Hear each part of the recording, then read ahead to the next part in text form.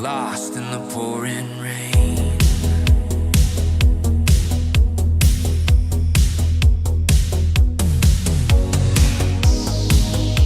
I had a plan, I had a future there beside me.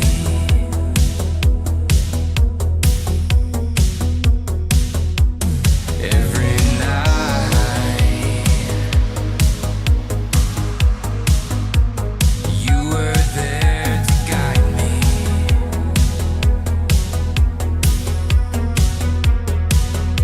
You felt like home, but now I don't belong. I don't belong now, baby. Our love was real, but now it's just a ghost of a memory.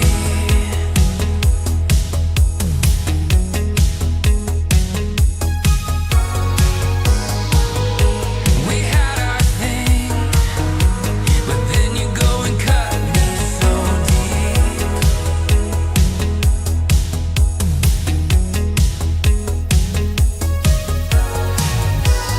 Ooh, child, you're just a ghost of a memory.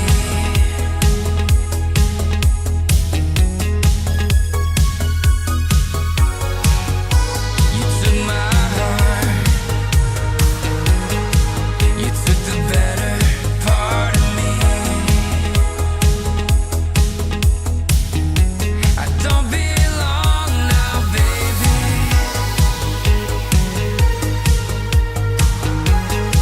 You took the better part of me. You took it all from me. Hey now, what's up, everybody? We are here. It is time. Call-in show style show coming at you here. Not sure how well that transition went, but it's fine. It's fine. Tonight, we are definitely joined by the one, the only, the call screener of legend, the one you have heard before. Hello, Indrid. Oh, Indrid. Oh, hold on, Indrid. You got to be able to hear me. Go ahead, Indrid. Go. Yes. Hello. So, are you ready for the work style shows tonight? Work style stories tonight. Okay. Now, do you have one to share today? Okay. I worked at one of my favorite jobs when I was in high They couldn't school. hear you before, but now they can. And she said, I'm super cool and also young. So thank you, Indrid, for saying that. That's- Now, could you I say it do again? say that. Uh-huh. Yes, go ahead. ALT is very cool. He's Yes. also young. We have the same birthday in the same year, which is 1991, if you didn't know. Yes. So, That was a great year. Can you please stop licking? very good year. My cat is licking. Not you, Indrid. Please continue licking. The cat was licking. I was trying to stop his licking. I'll keep doing it. Yeah. I usually Okay. appreciate licking, but anyways. Of course. Okay, but Indrid, do you have a work style story for us? Sorry, the cat just threw up my whole Yeah. train of thought, and your mic wasn't working. Go ahead. God damn it, Jasper. Yes. I do. I worked, one of my favorite jobs when I was in high school, I worked at Shoe Carnival. And Okay. I eventually got promoted to the person that spins the wheel for the deals. Okay. Okay, It was how really often fun. do you have to spin that wheel for deals? You know, I don't fully remember, but it was at least like 2 times a day, and it was Okay. really fun. I got to be on the mic and like be like, "Whoa, who's got a like paperclip in their purse? Come on down. You get a." Oh, you had to say those kind of things. things? Yeah, it was fun. Oh, so wait, did they give you a list of things you could choose from? Yeah, we had like this set of cards that just had like random shit on it. It was cool. Oh, okay. Well, Yeah. that's pretty hype, actually. That's kind of Yeah, hype. It was fun. Okay, But- so you got to choose the things, and then you then people, if they have it, come down. But what if there's no one that has that thing you said? Well, then I move on to a different one, and hopefully someone has that thing. Well, that's got to be sad if you're on like the second or third one, anyways, right? Yeah, I don't remember there being too many times where like, and we usually would do it like on the weekends and. You know, when there are a lot of people there. So I don't remember there being too many times where no one had the thing that I was asking All right, anyway, for. sorry, I keep interrupting. I'm Anyway, interested in this job. that's okay. Go ahead. So it was Black Friday and a bunch of families were coming in and stuff. And after I see this kid go behind one of the racks of shoes and he just kind of disappears for a little while. And I'm going around like cleaning up trash and stuff. Yeah. And it turns out this kid has peed on the floor. Oh, So okay. I get to start cleaning up urine. Yeah. And that's my short work story. Okay, so Pete cleaning up urine. That's not. I mean, was it a younger kid or what kind of age It are we was a talking very here? small child who So went and peed normal. on the carpet. Oh, carpet. Oh, that's Yeah, a different carpet. deal. Okay, well, Yeah. you know that happens. Yeah. That happens. Big ups. Thank you so much, Douche Ingrid, child. for sharing your tale. You are now in charge of getting the beautiful people in this room. All right. Of course. Good luck to you. Absolutely. If anyone has Thank you. problems, you just send them my way. Okay. Yeah. Okay. Next up in our group, we are joined today by another special guest today because he wants to get a part of that Smart Guys action. Say hello to Snood. Hello. Hello. Oh, God. There's an echo. Now there's not. All right, Snood. No, that's just me saying it twice. I think, actually. Well, Snood, if you got to earn your keep around these parts. So could you please tell us your work tale that you want to share with people? Go ahead. Okay, I was really struggling to think of something for this because I genuinely have had a pretty boring work life. Yes. But like one time I was in like, you're sort of out of college, you're in that like kind of danger zone between like 21 and 25 when you don't know shit about fuck and suddenly you've just been thrust into the world as a kind of useless human being. Yeah, fair enough. Yeah. I'm looking for jobs and I go to this like job fair and it turns out to be like a door-to-door like water heating sales company. Okay. Like you're knocking on people's doors and being like, "Hey, can I come in your house and look at your my God. and recommend a much better heat exchange system that I've just learned about today?" And so like they, all the people who are applying to these jobs come in and they separate us into two different rooms and they start giving us like the brainwashing like instructional video about like, okay, so this is what to look for the particular BTUs of a person's house. You'll use your heat tank brand thermometer to check the temperature of their hot water tank. And I'm halfway through it and I'm like, I'm not going to do this. But of course I'm like a little moron who's too scared to say no to someone, right? Yeah. So they're just like, no, man, just like come on the run with us. It's gonna be a great time. You're gonna love it. And we go out there and it is straight up walking door to door like a kid selling chocolate covered almonds at Halloween. Like straight up like, hey, do you want to let me into your house and look at your hot water tank, sir or ma'am? I have a much better hot water tank for you in store. Does that ever work? Well, I don't know because we got to the first house. I was like, Yeah. you know what, man, I'm not gonna do this. You know what? Tell big cheese that Snood's out of this one. I'm out. And they're just like, okay, man. Well, we'll get to you. We'll get you out of here as soon as everybody else gets dropped off. An hour and 45 minutes later, after we are in this van, just dropping people off in random neighborhoods, as they all tell me how great of a system this hot water tank replacement system has been for their lives. Like, man, I was in a gang, man, and I started working at this job. Then I didn't have no problems no more, man. And they drop me off at like the furthest fucking away subway station, like literally at like the very end of the subway. In Toronto. It doesn't have a closed system because we're animals here in Canada. Well, we all know so that. I get dropped off at the farthest fucking away subway station from my home, and it takes me like another hour and a half to get home, and it's just the worst day ever. Didn't get the job. Did not take the job on that one. I would have guessed that, actually. Big up. So, Yeah, well, that's a tale. Luckily, the one thing I always thought that was grilled into my head was like sales jobs are not good. You know what I mean? Like, I don't know why. No chance in fuck am I taking a sales job. You know what I mean? Because I take no for an answer. Yes, I do too. And it's always felt a little scammy. Like the closest I ever got to that was when I worked in Japan and I was this English teacher at a company. And you're supposed to hound the students for getting their next contract. So it always... What about Yeah, go ahead. I was going to say, what about the bank though? Surely you had to like sell... No. That's the trick. So I was I was a teller for a while when I first started there.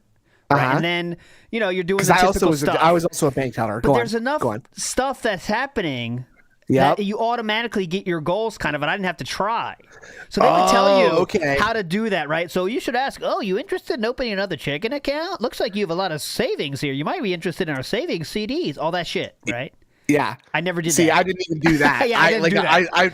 I've discussed before that I just sort of slipped into the administrative stuff without even really being asked That's what I or did. having any. Yep, an That was easy the street way. after That was the way. Easy street. Yes, that's the way. You got to get. But I mean, sales can be great if you got the personality for it. That's how you really get a lot of money because if you're getting commissions and you do an awesome job, you do get paid for that in some jobs, right? Not everything. Right. But okay, my story though of my tale is going to be from high school. And I have told this tale before, but let's go in a little more detail. So I was working as spin us a yarn. I was working as a pizza delivery boy. Yes. I was the young age of 16. Okay, 16 or 17, just got the driver's license. Now, hold on a second. Okay. Am I gonna have to put take a cold shower before this? Is it gonna be an erotic story? No, Jesus, no. Oh, okay. Jesus, no. Obviously Jesus, not. no. Obviously not. Look at Jesus, you. I mean, no. look at you. Look, obviously. Zero chance. Okay. Obviously. So it's really we're slammed. Okay, and I lived in a small town, so I would take if it was slammed, I'd take 6 pizzas and I could go to all of them and no problem. Right? It's not like you got to go a long way to each way. So I took 6 pizzas. Right? I got 3 in the back, 2 in the front seat. I'm totally jammed. Yep. In my Saturn. Jammed. You Totally slammed and jammed. So then I get, I'm delivering whatever, and for some reason I don't remember what happened, but I had to stop real quick, and one of those ones from the back hit the floor, right? So it was sitting on the back seat and went whoop down. We're talking straight up vertical pizza, okay, vertical style. Box open? Box open? No, box closed. Box stayed closed. Okay. But I tell you right now, I turned around and knew I was in trouble because there was already grease kind of peeking out of the top. Okay? So I got 2 options. They had a huge order. What's that? Okay, huge order, 4 or 5 pizzas. I'm like, all right, well, I got to make a decision here. Am I going to go all the way back and get another one, or am I going to go to the house and try to make this work? Okay. Definitely.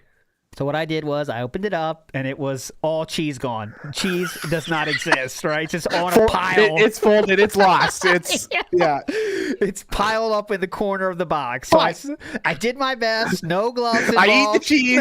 So I eat the cheese. So what I do is just with my fucking hands, which I would never do now, but I've changed as a person since then. Just want to keep it, so make sure you know that, guys. So I put the cheese back on with my very clean hands. Yeah. As a driver, obviously, you're not doing anything untoward. Your hand on the very clean steering wheel the whole time, right? Go ahead. I definitely haven't jerked off yet that day. Definitely not. Definitely not. I haven't went to the bathroom that day. Nothing. I was totally clean. Why would you? Why would you? So I put it back on, put that pizza on the bottom of the pile, took my tip and left for the day, and they didn't say anything. They definitely didn't say anything. So I take that as a W. That's a W. Let's go. I see that as an excellent win, actually. Perfect. Another satisfied customer. Right? Right. Well, another job well done, Agent 47. Yeah. Anyway, so that's one of my silly work stories. Silent assassin. Big ups to a lot of people. I see phone lines are jammed right now. Thanks, everybody. We're gonna get to as many as we can. We are slammed and jammed with calls right now. We're gonna do as much as we can until Not My Smart Guys starts, and then we're gonna watch Smart Guys until they start talking about wrestling. Okay, guys, keep that in your mind. Okay. The second they start talking about wrestling, we are out. So if that means Thrill Phil comes at the end, we're not gonna hear it. All right. Oh, sad. Tired of it. Yeah, okay. Me too. All right. So let's work. Let's get to work answering some of these calls. I want to say big ups to Toxic Cherry for the gift and Bill Brasky for the 18 months. And speaking of Bill Brasky, I don't want to jip Bill Brasky because they sent a message last week and it didn't come through till 3 a.m. that very same night. Right? Oh, scam. So I want to play Bill Brasky's message first. Now, this is not directly on theme, right? But you'll get it. All right? You'll understand. You'll understand. All right? Here we go. This is Bill Brasky's message. And I think you can indulge us here. We were talking last week about breakups. Okay, so keep that in mind. This is breakups, all right? Here we go. Bill Brasky in the house from last week with his story of a breakup. Come on, Bill Brasky. All right, so the long and short of it is this. I was dating this girl for 2.5 years. We had kind of lived out of town at a certain point. Hang on, you can't hear I'd come that. back home. Can you hear that, Snood? Well, I use the stream to hear the audio because I have experience with streaming with you. But I'm a professional, so I make it work.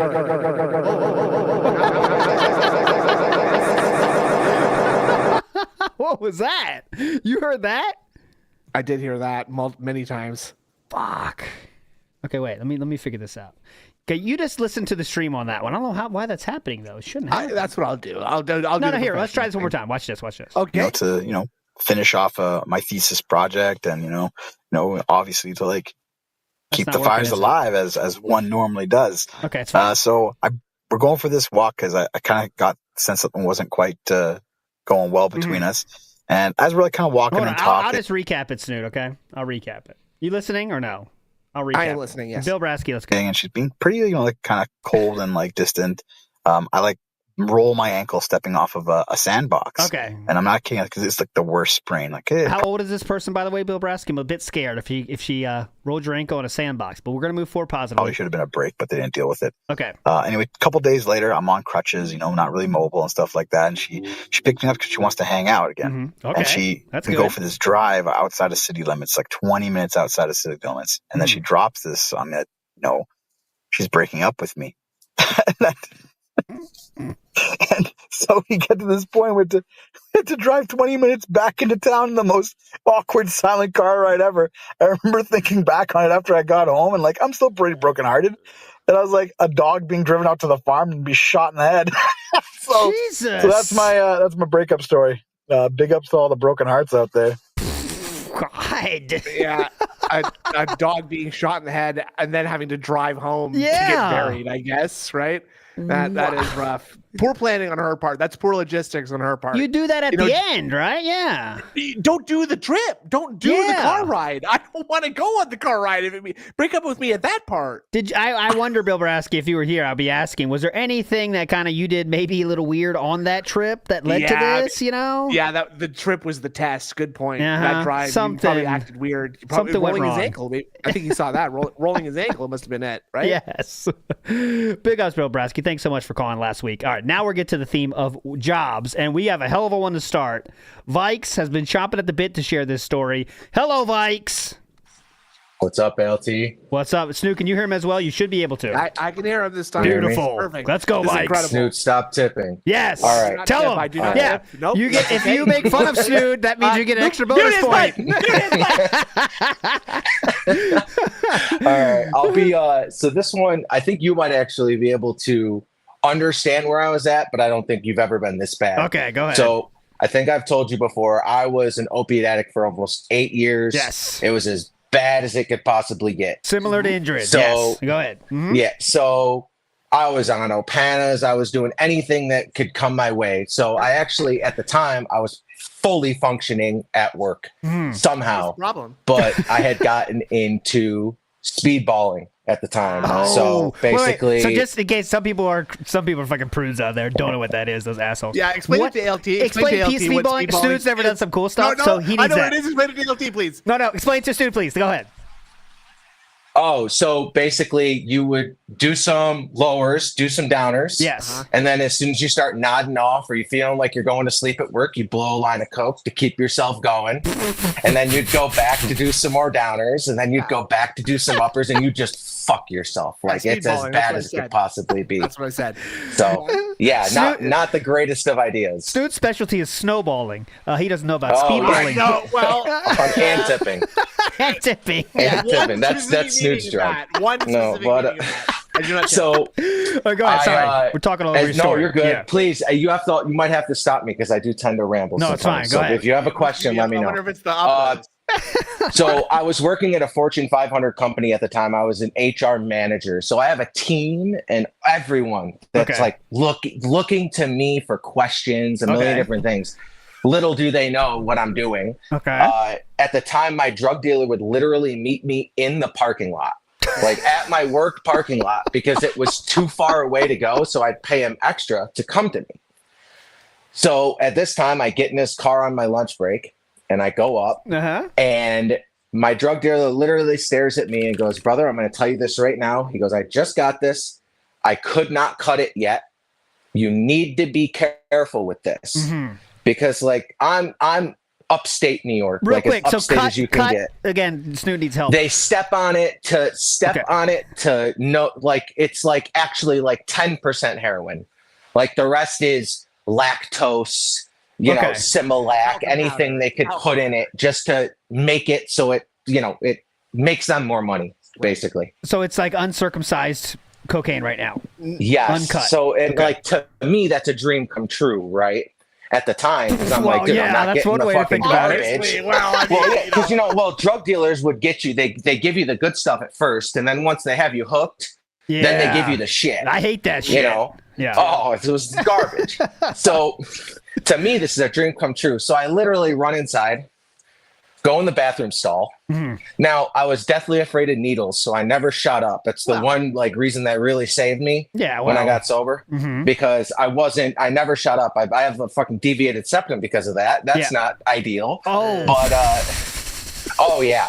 So All right, recap. I go- we're at a Fortune 500 company. You must be making some serious Yeah. money at this point, right, Vikes? it was 6 figures. Okay, But well, that's a lot to like me. low. Yeah, low. I make more. The funny thing is, after everything, I make more what I do now than what I did there, which is pretty funny. Okay, so you're But, making enough money to have a drug dealer pay extra to get your drug dealer to come to the parking lot Oh, of yeah. your job. I mean, that's pretty intense. I was gonna say, I'm also he's just the remember, drug I'm dealer also now, basically probably broke. more. Like it's paycheck to paycheck. This is not a cheap. This is not a cheap time. So Snoot, Okay. Snoot just said, did you become a drug dealer?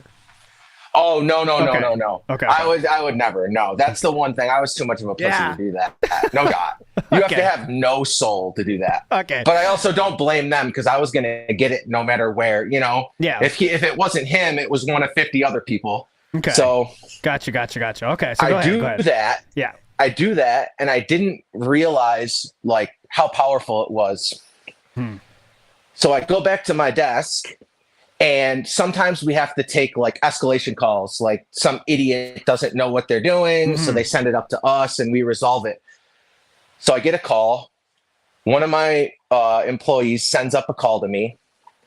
I might have been on the call 30 seconds. The next thing I know, I'm on the floor. I come to. My shirt is cut open to my chest. My boss is over me in tears. I have 4 EMTs. And the first thing I do, I wake up and I'm like, I'm on the floor with people around me. I punched one of the EMTs in the face because I woke up and I'm like, dude, did this person like punch me? Like, am I on the ground? Like my first instinct is just to like throw a punch.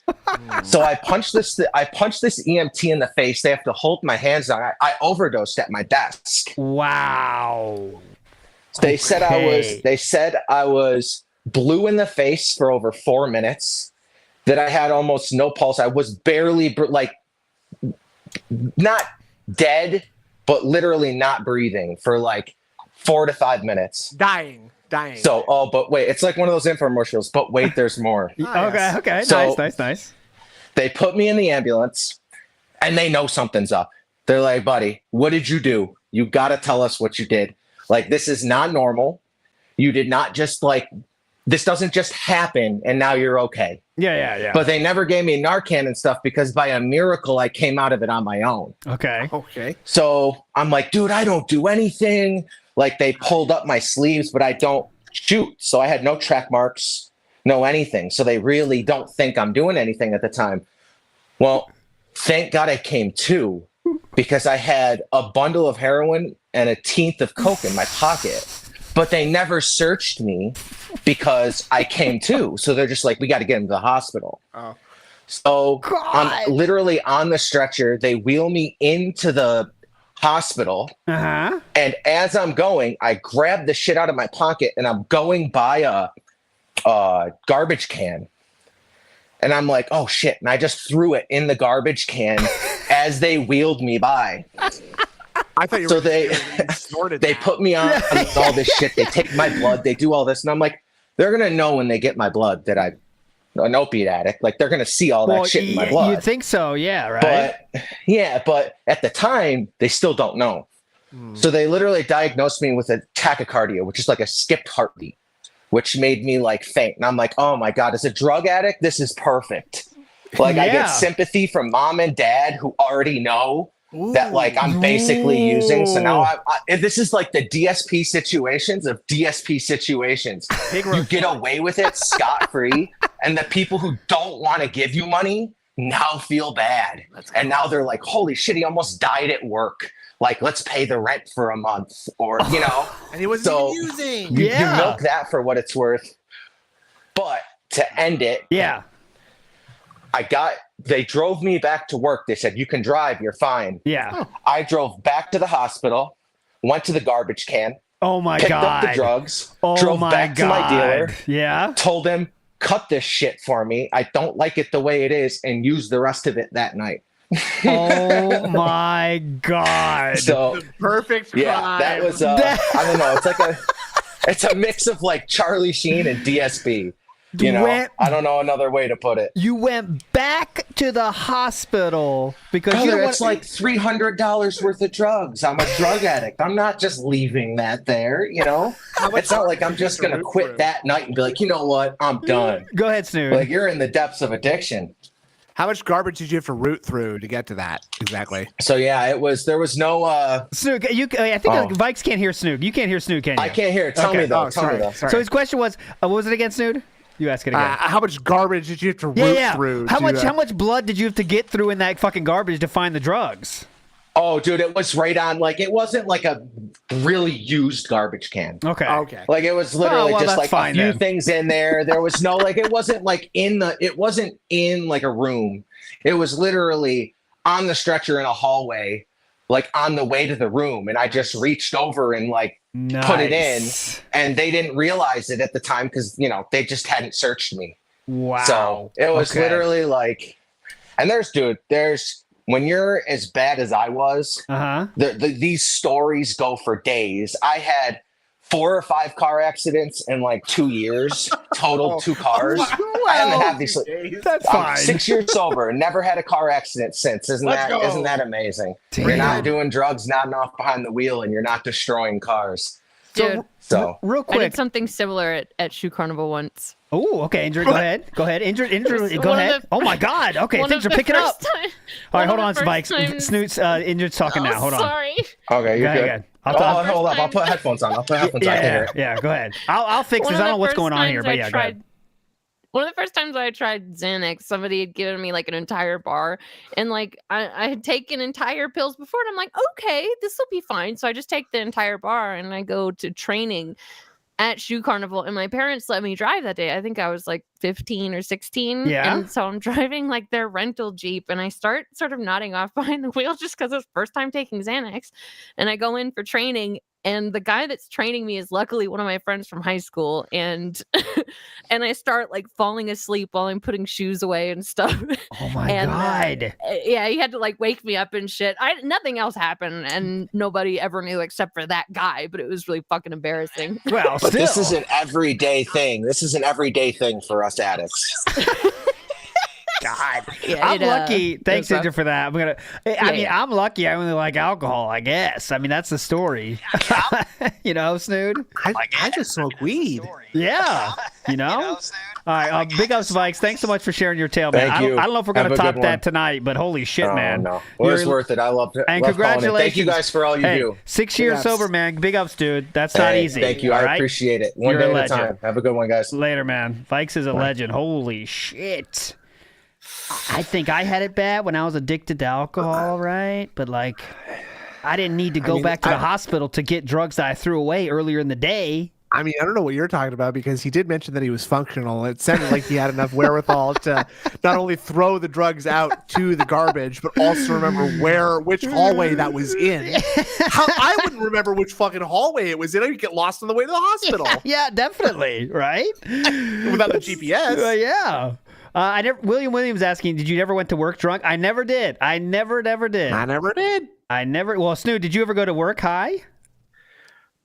Honestly, like, no, not really. I mean, like, I had like an hour on the subway between home and the bank, so I might do a little tootski on the way just before I head out there, and by the time I get, I'm more or less fine for the Okay, bank so work, yes, right? then. So that means yes. No. Got it. I Okay. said just a little bit, just a little bit. So Just get yes, me then. through the Okay. morning. Cool. Okay. It's fine. Yeah, I was like Vikes says, I was doing I never did drugs at the job though. I never did just drinking at the job though, but I was definitely like when I knew I could get it at night, I was totally fine. That was my thing. If I know I can drink that day, I don't give a shit about daytime. I'll just wait. It's gonna be party time when that starts. You're not having a quick little shot ski? No, I never needed that before work. Nope, Okay. I never did. I never did. All right. There were Never some did. times when I would.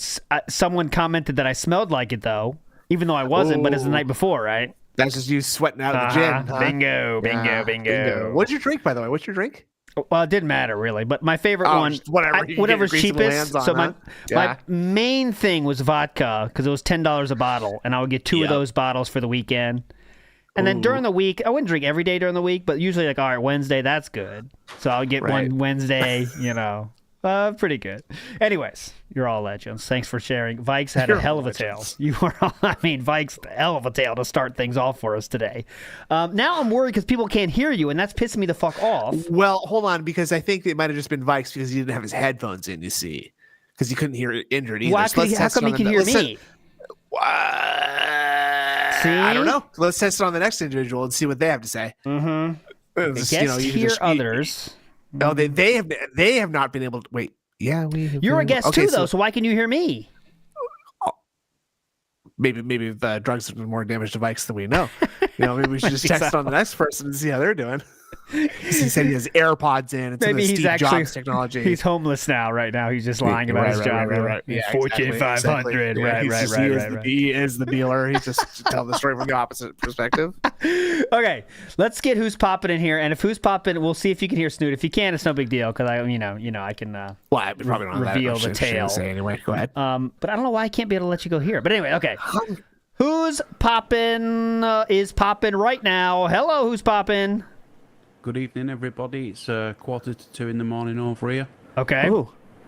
Big ups. Alt, I'd just like to say before we start, Yes. I never envisaged I'd be ringing into a podcast on YouTube because I don't really like speaking in public. I'd just like to thank you, Indrid and Snood, for creating this opportunity for everybody. Big ups, Big man. ups. It's a lot of You're- fun. I'm having the most Yeah, fun, I it's promise, man. Super fun. Okay, before you go on, can you hear me? Do you hear me? Hello? Can My you hear Snoot or profession. not? Who's popping real quick? Can you hear I Snoot? can't, no. Son of a bitch! Yeah, okay. I don't appear to be going through. Sorry, Can I go through the Snood stream?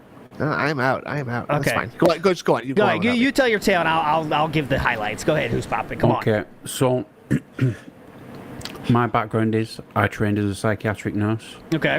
And I worked for the National Health Service. I'm not going to delve into dementia too much because it can get dark very quickly. Okay. But I would like to say, always be suspicious and cautious around 4'10" elderly women. They are spicy, especially when they get agitated. Okay, hold That's on, all hold on, I'm hold gonna on. say. Hold on a second here. Hold on, sir.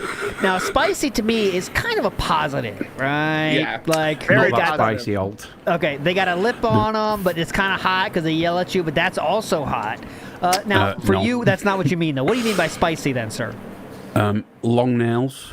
Okay. Poor hygiene. Oh. I'll just leave that with you. Oh. That's the burn. That's the When burn you of get infection. a spicy slash, you've got to disinfect that as soon as possible. That's all I'm going to say there. So psychiatric no. nurse, but real quick, just that is you working in a psychiatric, let's say a psych ward, ward, let's a say. ward, Is that correct yeah. thing to say? Yeah, that was it was a dementia assessment ward, so we get dementia patients who've received a dementia diagnosis that are very, very unwell. Okay. You're one of the Can't guys live at that home gets anymore. killed by the T-1000. Or recur home. Okay. in Okay. Terminator Gotcha. 2. Okay. So then, so you So- got a lot of short queens out there that are dangerous. Go ahead. Spicy senoritas. Yes. Now, that's all I'll say about the dementia aspect. Okay, that's I fine. moved into medium secure, Okay. which is the people who've committed a crime, but instead of being in prison or jail, they get transferred to a medium secure facility, Okay. or high secure or low secure. It depends on the risk, to serve the sentence. Now, the sentence can be indefinite until they get better. Sometimes that doesn't happen. Okay. We had one particular patient come fresh out of the court system. They got sentenced by the Ministry of Justice. Okay. Yep. They got transferred in as a new patient. They'd never been in psychiatric services before. This was an all-male ward, by the way. Okay. So part of the condition of this patient receiving patients on the ward was the people visiting had to be approved by the Ministry of Justice. So it was all the way to the top. Okay, this is how serious it is because it involves organised crime. Okay. Now, one of the other nurses he'd always work on a Saturday or a Sunday, and that's when this guy's visitors would come. Okay. Now, he didn't necessarily know that the Ministry of Justice list existed, but he should have. Yeah. Okay. So every Sunday for the first 6 weeks of his stay in the medium secure hospital, he was getting a couple of male visitors on a Sunday weekend, very quiet. Now, the booking in process for a medium secure, you get to a barricade so you can't drive your vehicle in. Okay, so you got to the car park, which was a quarter of a mile away. Yeah. You walk to the guardhouse, which is a one-way system.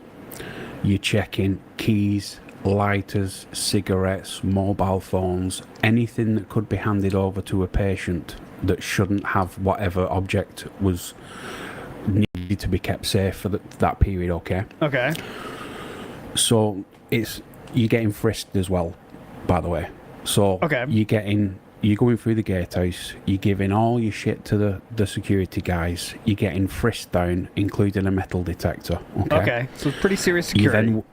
You're waiting for a member of staff from the ward that the patient is on to come and get you, to escort you to the visiting area on just outside the ward.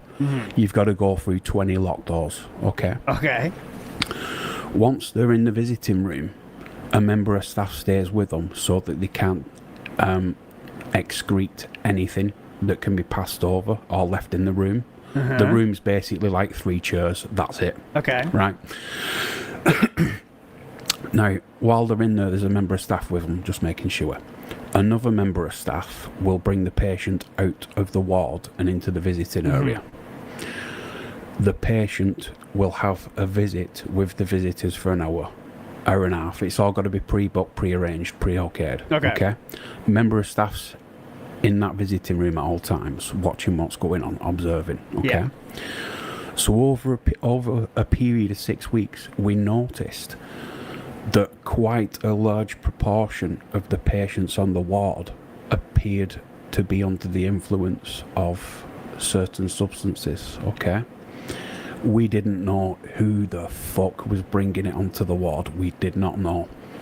It's only when the ward manager started doing some digging that we realised that for the past 6 weeks, these people who weren't approved by the Ministry of Justice were visiting this patient. Okay. We found out they were excreting spice, which at the time was legal. You could buy it legally from head shops in the UK. It's been banned now. Yeah. It's basically an artificial it's artificial THC. Okay, it's very bad. He was dishing it out to all his new mates on the ward, and it almost created a riot. Now, I think there were 20 bedrooms on the ward. Yeah. So like 10 of the patients were taking the spice. The other 10 knew about it but didn't say anything. And when things were escalating, the 10 that didn't take the spice were basically fucking locking themselves in the bedrooms just to get away. Now, the majority of the staff that I worked with were from Africa, and the lowest common denominator would be the hard N word with the hard R being shouted. Oh. And they were basically gearing up for a fight. Oh. Okay, we've got 10 patients, medium secure, rapists, murderers, paedophiles, gearing up to have a fight with the staff. So I told the security officer, which is an assigned member of staff with keys and a radio, keys to basically every ward. So if, in case the alarm goes off, they can respond. I said, right, get on that radio, get everybody in now. We really need to nip this in the bud, because if it goes any further, we are going to have some serious issues. So anyway, the call went out. Within 30 seconds, the first people were coming in, and that kept going on for about 5 minutes. We had to basically get so many staff on the ward to secure it down. We had to get people in seclusion. Anyway, we nipped that in the bud. The week after, on a Friday, this is a different patient. This goes into a bit of a funny story. Well, not really funny, but you know, you might see the humour in it.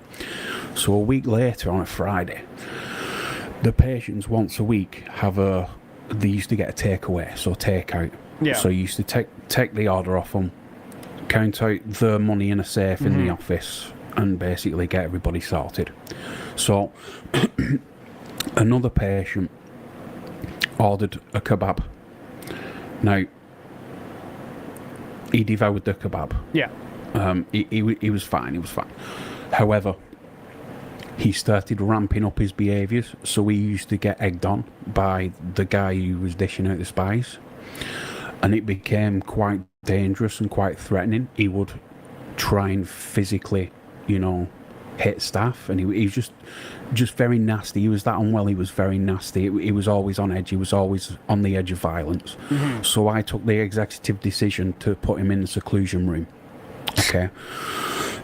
Now, seclusion rooms are no joke, because you've got a book that's an inch thick, and you've got to follow very specific rules to put somebody in seclusion. He hit every single criteria for going in there, basically for our safety, for his safety, for the safety of the other patients, okay? So I put him in seclusion. Now, a seclusion room has perspex glass, a heavy door. It's got like a bed that's made out of medium sort of strength foam, and it's got a low sitting toilet and sink. Person in seclusion is on level 3 observations, which means there's a member of staff sat outside that door looking through the window 24/7 until they come out of seclusion for their own safety, okay? Yeah.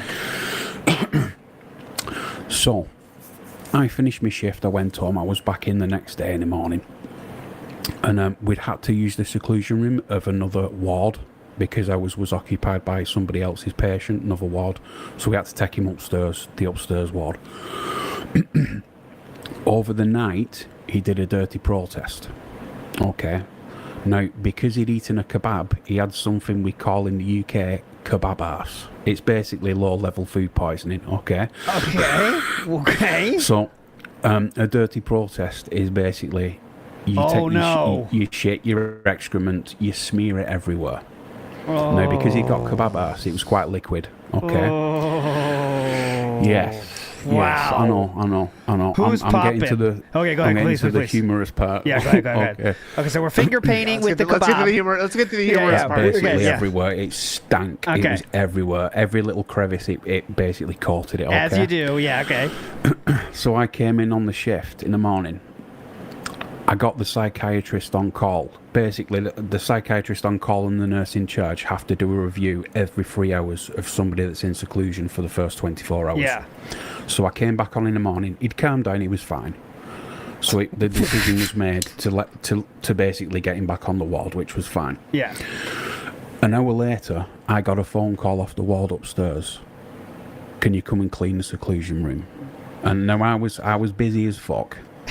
As I said, yeah, I'll come up with somebody else. It'll take 10 minutes. I didn't realise it was diarrhea, right? Well, I mean, yeah, you know. Right.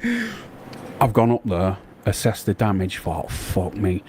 I've gone downstairs, got a mop and bucket. You basically have to wear a plastic bodysuit and get gloves on and, like, put fucking hairnets on your feet, so it's basically all clean and stuff. So me and this other guy got geared up. I'm mopping the ceiling. Okay.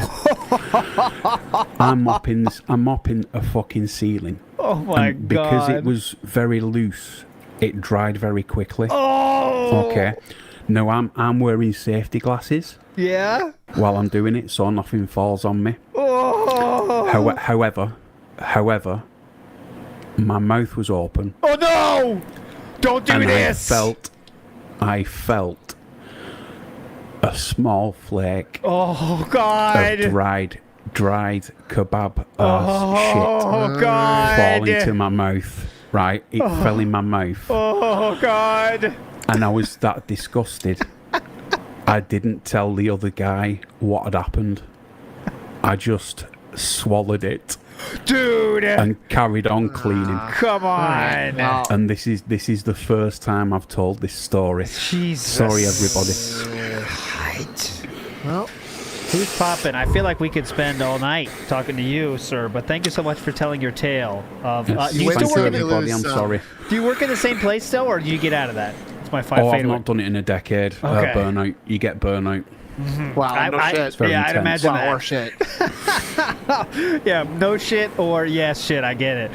Big ups to yes. this poppin'. You're a legend. Thanks so much for sharing your tale, sir. Hope you call it again. Thank by you. the way, Bye-bye. Beautiful, Bye-bye. beautiful tale there. Did you see where that was going, Snood? Well, you know, he kind of lost me somewhere around the dark tale of the insane asylum that he Uh-huh. worked at. Yes. You know, the lives of all the prisoners there. Yes. Oh, there I am again. Sorry about that. But yeah, when we got to the shit eating, that was special. Edge of my seat. That Edge was of my seat special. for that one. Thank you Okay. for popping. Who's popping? Legendary sharing his tale. All right, Indrid, I'm going to put a stop to the calls, okay, if you don't mind, Indrid. So you are now off. Is that cool, Indrid? You are cool with that? Yeah, there's one more person. Okay, you Do I can get have to that one. tell Get that one, then Okay. end it, because we got to be finished. That we Okay. are taking some time, but that was all Yeah, these yeah. stories are legendary, so I want to make sure we get as many as we can. But Okay, there we cool. go, Indrid. Okay, that's the last one. Be strict on him. Yeah. Be strict. Yell at him. So you sure you want to call in? Yell at him. Come Yeah. on. All right. Bunch of lunatics on this stream, disgusting perverts talking about eating shit in insane asylums and convalescent homes.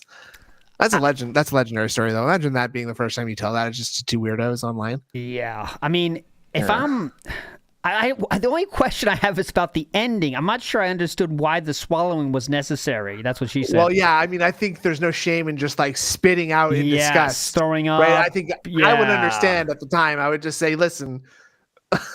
You know what I mean? You know, I can get only it. do- I get it. Dude. Yeah, you just you spit, know, right? You but- know, I don't hold any shame to you. Big ups to NWO News, who says, now we know why all these fan fictions from Vikes come from. Yeah, that's true.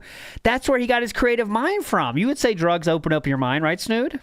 I would say that very as a frequent user of mushrooms. Absolutely, ups. absolutely. Okay. It's becoming much more of a drug based episode than a work based Uh-huh. episode, isn't it? It always happens that way. All right, let's get a message here. Now, Snood, you can't hear this again, but I'll give you the full recap and I'll tell it All right, great beautifully, show. so it'll be good. Okay. This was something last minute. Snood was the last minute. I did not prepare it fully for another guest. That's why Snood cannot hear everything. Blame Snood, not me. Thank you. Good point. Thank you. Okay, let's go. Next up, we have No Use for a Name 06. Let's go. Hello, sir. When I was younger, I used to work at a big German social network. Oh. I was doing customer care, and when you do customer care for a social network, you get to see all sorts of weird shit. Cool. And one of the things that stuck out to me while at work was I was doing moderation for groups, and a user reported a group, and I wasn't sure what it was at first. It was called like a wash club, and I had no idea what that even meant. So I checked it out. It was reported for nudity. And turns out there was a group of people who just enjoyed going to the local sports club and using the showers and washing and having a beer and being naked with each other. As far as I could tell, there was nothing sexual going on. Okay. Just a couple of guys hanging and banging, like Phil would say, Well, I that's guess. fun. And they got reported because obviously they were all naked.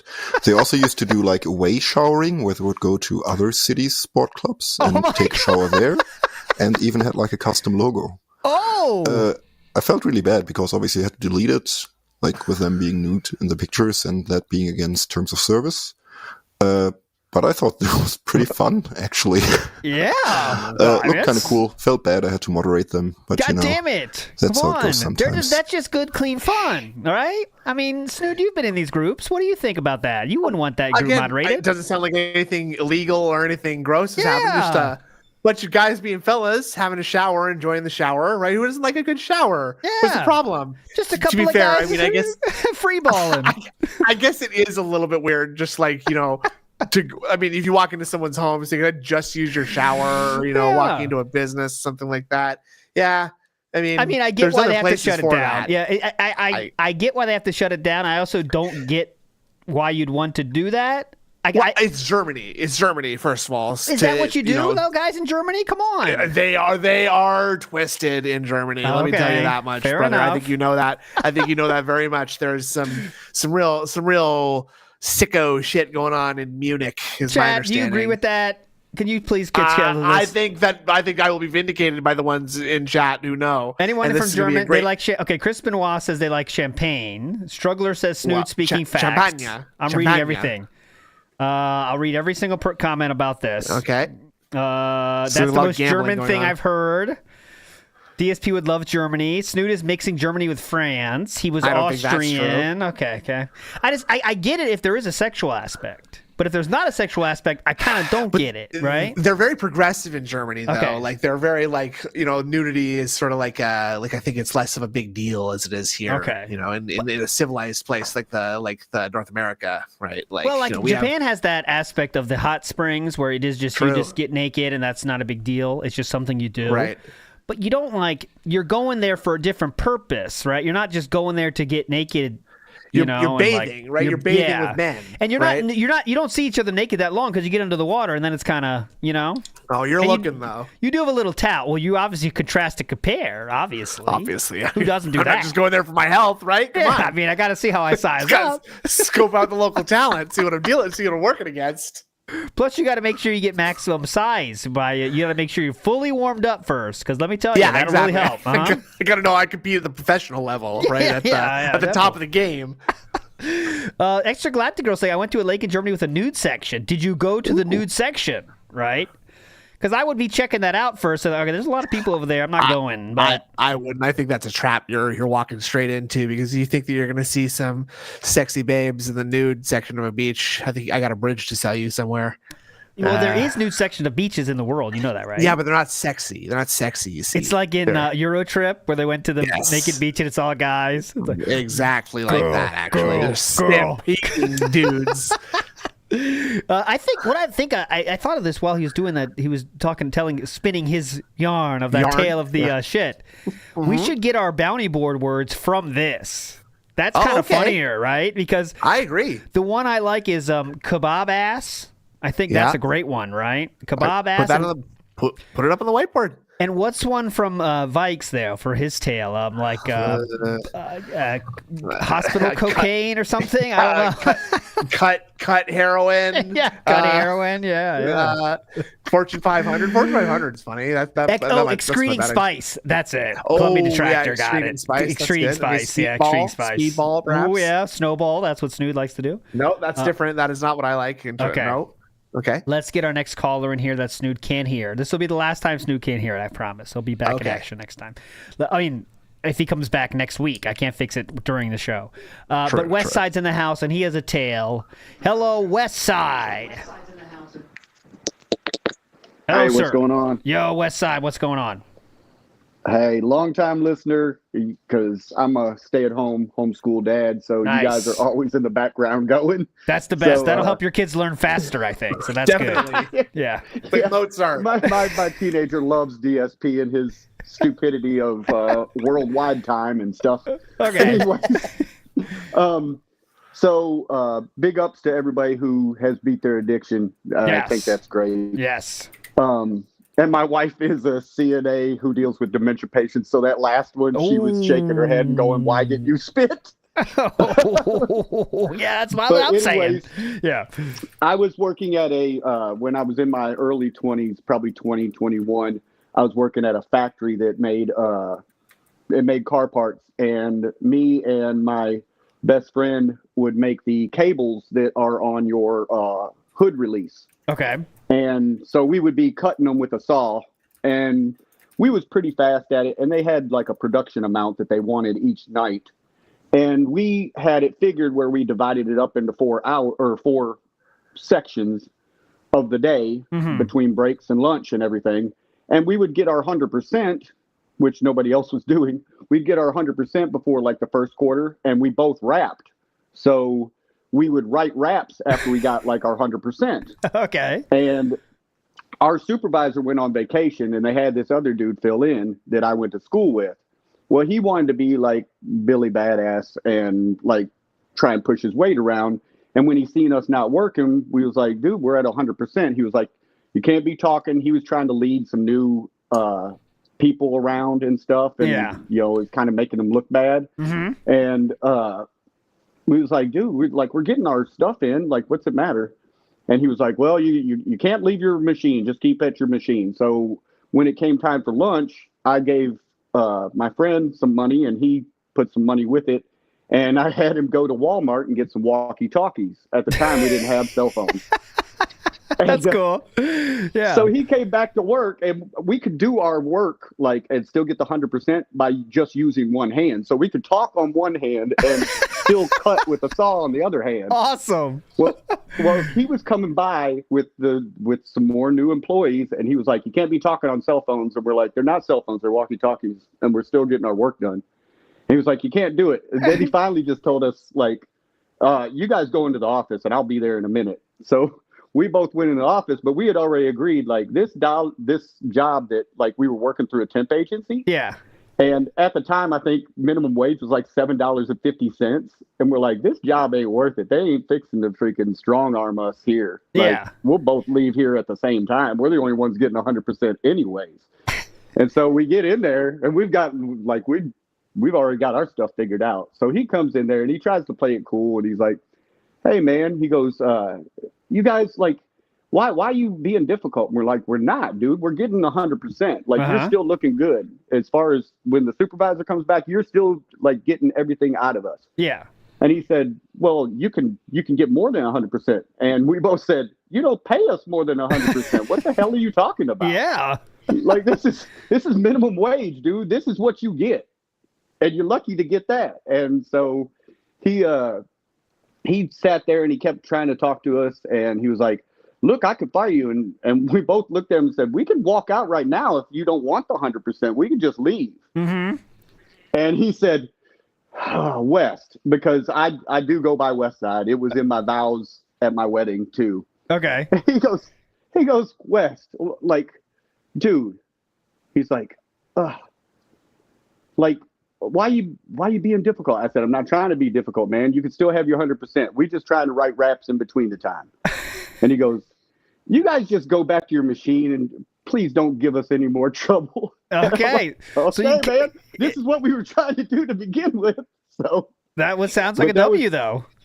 I tried to get it in a minute and 30 that the recording does, but I was like, man. And then I hear the first two callers. I'm like, oh my goodness, this one ain't even going to add up. No, that was fine. Totally. We don't have to have life-changing stories here. The most endearing part of this story is you are so into rap that you made that happen. Yeah. That's pretty cool. I mean, do you still enjoy the hip-hop? Oh, yeah. Okay. Yeah, hey, I'm the old man. I am 48. So thank you. Yes. For them calling you old, young man. Fuck fine. them, right? Fuck them. Fuck Snoot too, That's right. honestly. Get them out of here. Yeah. Hell yeah. Big ups, Westside. You're a legend. Thanks for sharing your tale. And I don't hope think the last part was necessary, but that's yes, fine. it was. I enjoyed that very much. The fun part is Westside. You had a hobby and you fucking love it enough to warp your job around it to make sure you can still enjoy your hobby. And that's fucking cool to me, man. You're a legend. Big ups. Big ups to all y'all. Yep. Westside is a fucking legend, dude. Loving hip-hop that much that we've changed our job to make sure we can still write the raps while doing the job. All right? And that's pretty fucking cool. Have you ever done anything? What's your biggest story of you sneaking the job to make it easier for you, Snoot? Any tales of that? Because I know I have a few. Well, that's definitely me just like escaping to the back to quote unquote like count the money in the doing the foreign exchange at the bank. Yeah. Better double check. I better double check this one. The books look unbalanced today, guys. I should probably rewrite these pages here. Yeah. I probably clear these up a little bit. Yeah. Well, this is a little unclear. I remember when I worked at daycare and I was like 16 in high school, so I was like 15 or something. It was there was a job I had while I should be at school, but they let you go early to do that. So I would sometimes get put in the baby room, and that's like the least fun room because you can't even do anything. They just babies, they just sit there. And you got to change their diapers and stuff. That fucking sucked. So what I would do is when I knew a baby, when I knew a baby was loaded, you know what I mean by loaded, right? They had a kebab of their own, let's say. I would make sure obviously. I was far away from them as possible so someone else would notice it first. Okay? And I would do this basically all the time. If I was pee, though, now here's the key, though. Here's the key to not get people pissed off. When you notice pee they is have the key. when they have the pee, that's when you change it, though, because it looks like you're changing diapers at the same rate as everyone else.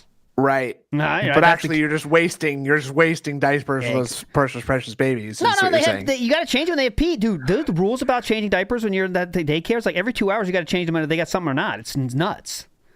So, anyways, I was doing that, but I thought I was being slick and no one noticed it. But like my last day when I was going to leave the company, leave that job, the older ladies that work at the babies, like their main stop was the babies. Like, oh, we know ALT. He does not go do those poopy diapers. He never does. And I was like, oh, I guess they knew. You, bitch. I guess they knew. I thought I was being slick, but I was not. And they had you the whole time, like the Great Escape. They knew. Yeah, they knew the whole time. I was like, all right, well, thanks, sad. ladies. I really felt happy. Well, they let you get away with it. Exactly. I thought they were legends that day. They didn't make me do it. They're legends. Bill Brasky says, rename the show to Scat Being Said. We don't change the name based on one person, Bill Brasky. Thank you so much, Bill Brasky. NWO News says, deaf snood, bind girlfriends, mute Indrid. I don't agree with any of those statements, actually. What? No, some of it I do agree with. Please, just not the whole thing. We don't have to discount the whole thing, please. It's a part of it, which is a part of it we can keep. Gordon Flowers Throw the pointing rest at out. Derek says, does this mean that you're changing Jenna's diaper? No. These were actual babies. Beautiful bundles of joy. Precious babies, the wave of the future. Yes. They were now, let's see, how old would they be now? Oh, that's scary to think about how old they are now. I won't think about it. Next up, we're going to move forward positively here with someone you may know, goes by the name of Toxic Cherry Juice. Hello, Toxic Cherry Juice. I recognize that name. Hello, sir. Big ups. Can you hear me? Yes, I can. I'll turn you up a little bit, but I got you. Go ahead. Okay. So, my story isn't as crazy as the other ones have been. That's fine. But it was, this is like almost a decade ago. I was working as a maintenance style person. Okay. And I was getting ready to leave for school, and they asked if I had anyone who could, like replace me, basically. Yeah. And I still have a younger brother. And at the time, he was looking for a job. So I got him hired there. And I had a supervisor because I was day shift. Mm-hmm. And there was a night shift supervisor, and she was married to somebody who worked there as well. And they had 2 kids together. And through gossip, I found out that she had a 3rd child. Okay. And that one was like a revenge baby, basically. She ran off on the guy she was with. She ran off with somebody, had a baby, and then came back to this guy. Mm-hmm. So anyway, my brother starts working there, and a few months go by, and I kind of notice he's acting kind of weird, and he's on the phone all the time at weird times at night. And so I'm like, oh, who you talking to? And I end up finding out he's talking to my supervisor, who's like 45, and he's only 20. Okay. So well, I was like, oh my God, Jim, don't do this. Please don't, And so they start dating. 6 months go by, and all of a sudden he's like, well, I'm moving out. And he moved in with her. Jesus. And they got their own place, and she left. The shitty part about it too was she was still living with like her husband, then they were still married, Jesus. So that she runs off with my brother basically, and they're all still working at the same place. And like a year later, he decides he wants to marry her. And so my dad always dreamed of so hold on real quick. So we're still, the age gap is what? You said 20 years, let's say, the age gap? Yeah, it was like closer to 25 years. And she's still married with someone else. Correct. Okay. Yep. Okay. And Go ahead. Sorry. Her oldest son was only like 2 years younger than my brother. Oh, hell yeah. Yeah. Oh, yeah. Okay, cool. So they decide to get married. And, you can like go online and get I can't remember what the word is, but you can basically get ordained. Maybe that is the word. Yeah, ordained So minister. my dad got ordained, and they hosted the wedding at their house in the backyard because they couldn't pay for like a real wedding or anything like that. But so they got married, and we were like taking bets, like me and my other brothers, like how long is this gonna last? You know. Very fun. Very fun wedding activity, by the way, is guessing how long the people are going to stay married. Everyone plays it. I'm Deathpool. Great. Everyone plays it, by the way. Wait, real quick. Snood was asking, how can we get a rating on this woman's in terms of attractiveness, maybe 1 to 10? If you don't want to share, just an average, just for the average person. I was asking that, but I was thinking it. Yeah. I would say, God, like. Your brother's not listening. 3 or 4? Okay. 3 or 4? Yeah, that's being like generous. So okay, not the best, not a looker, but I'm sure her personality was great. Let's say. Well, that's not true either because we know about her. I always thought she was really weird, like because I'd have to interact with her all the time, and I knew my brother. Like I don't know if you have any siblings, but you know how you can like kind of see over the years. They have like a type. Yes.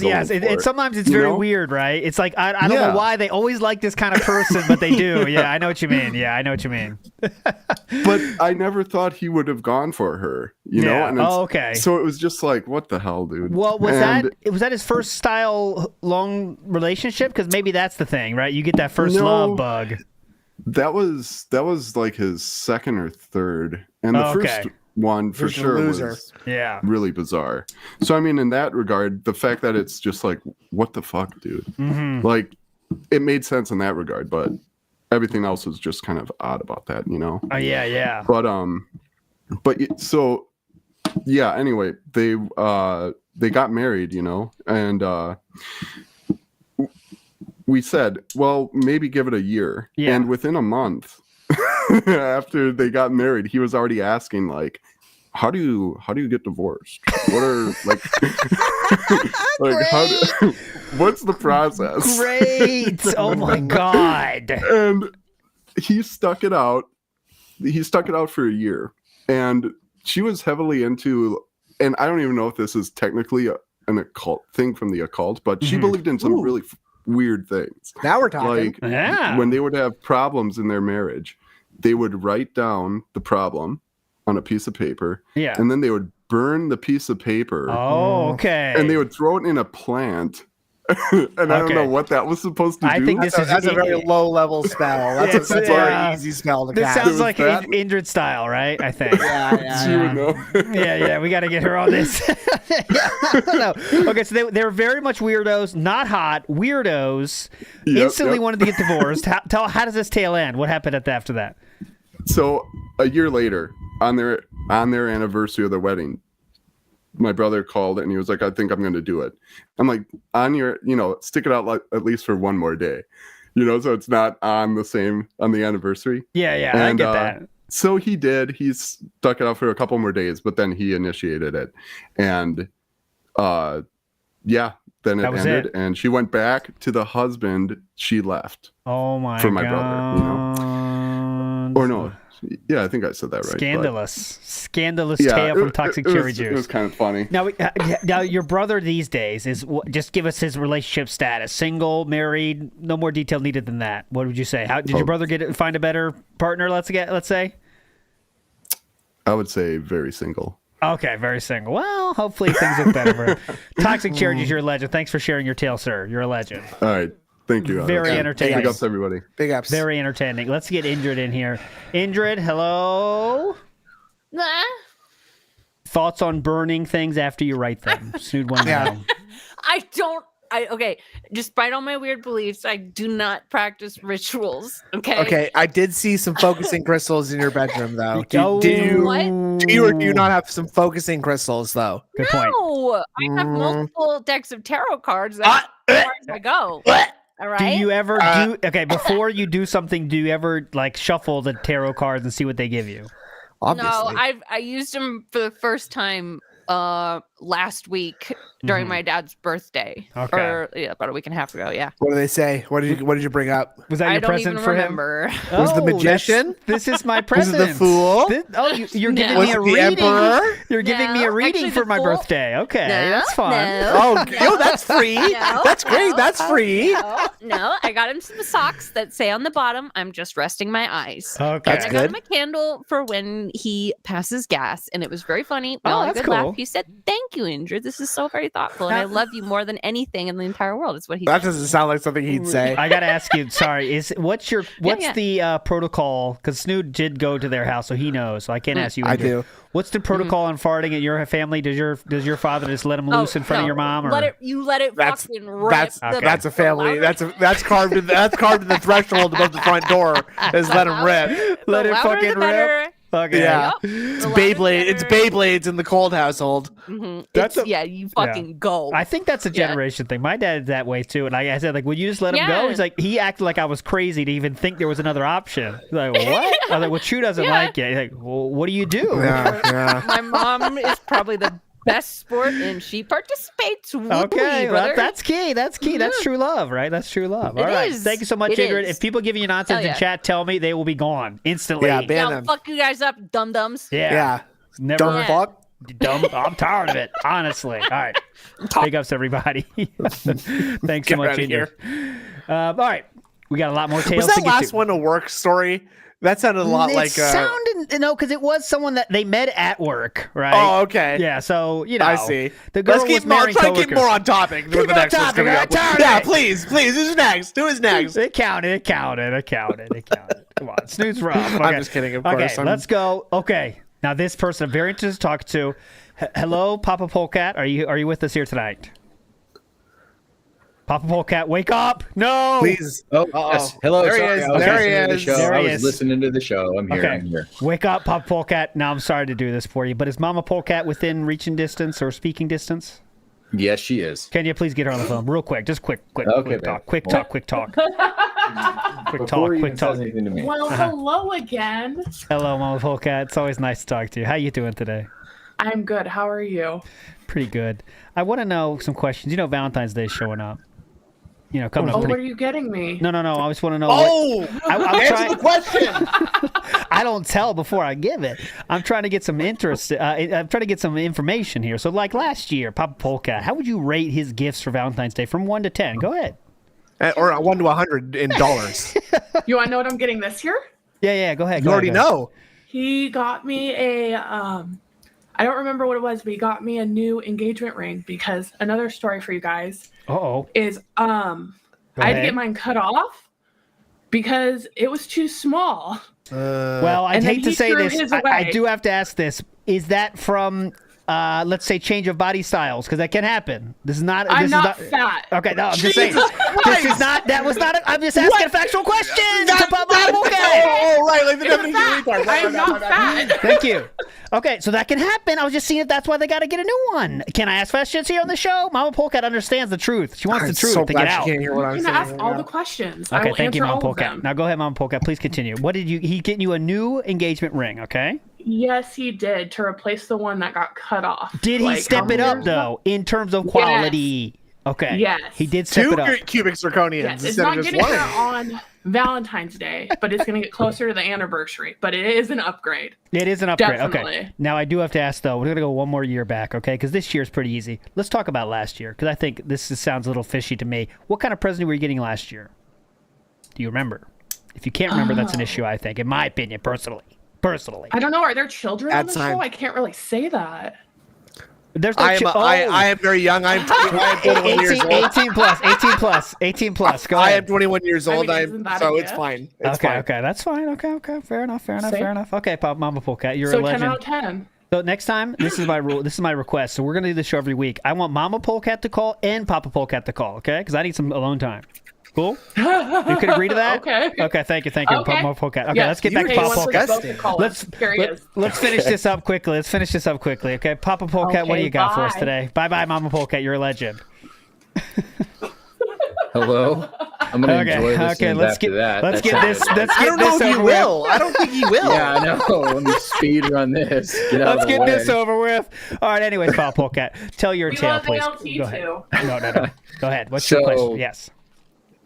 I had a job where I was working as a material handler at I got a Okay. company that made like phone chips and stuff like that. Okay. And when I got the job, I got it through a temp agency, and the intention was they wanted to hire new people to learn a new system. That way we didn't have a bunch of prior history of working with the old system to help the transition go more smoothly. Okay. So I started working during the day shift with a whole different team, and I was not to, again, this is going to sound totally DSP, but I really helped make it better because Okay. Yeah, we got it. there was a lot of feedback I gave, and there was literally changes implemented because of the stuff that I said. Parts I are was wearing out. I got you. Helicopters are falling out of the sky. Yeah. Gotcha. But Gotcha. anyways, after learning everything, I got transitioned to nighttime.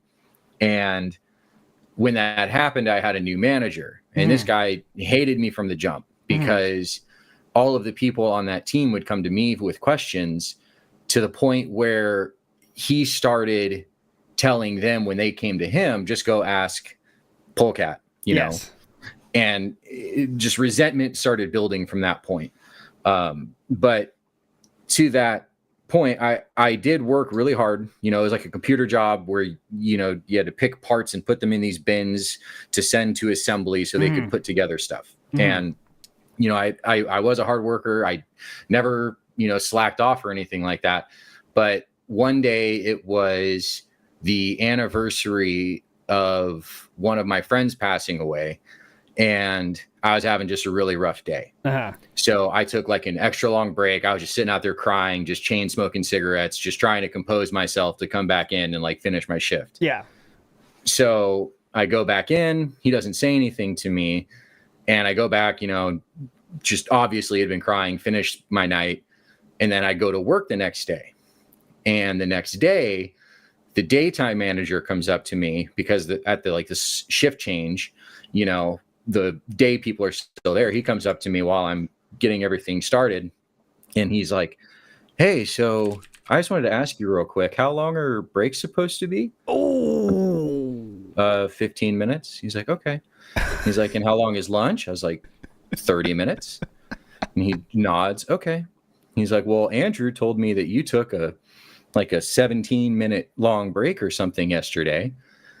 And I was just like filled with violent rage. Yeah, obviously.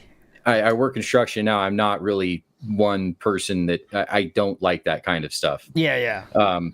And Snitchinator, basically. We got the Snitchinator return. Immediately. Yeah. Never addressed it with me. But anyway, so I told the day shift manager, I was like, "Hey, just so you know, it was, a hard day for me yesterday. A friend passed away. I was trying to get through it." And he's like, "Oh, I'm sorry," patted my back, said, "Don't even worry about it. This is like the first time he's ever said anything." And I was like, "All right, thank you." So immediately I was pissed. That was like start of my day. And then I see him walk in, and I was like, "That motherfucker." So I started hatching the plan of how I was just going to be a petty dickhead. And so I go to my first break, and his desk was positioned in a way you had to pass it to get to the break room. Yeah. So I walk by his desk, and hard as hell, I just slap it and go 15 minutes on the clock, and just bam. And I go to my break, and I just sit there and I just chain smoke cigarette. I'm like, "Oh my God, I'm going to kill this guy."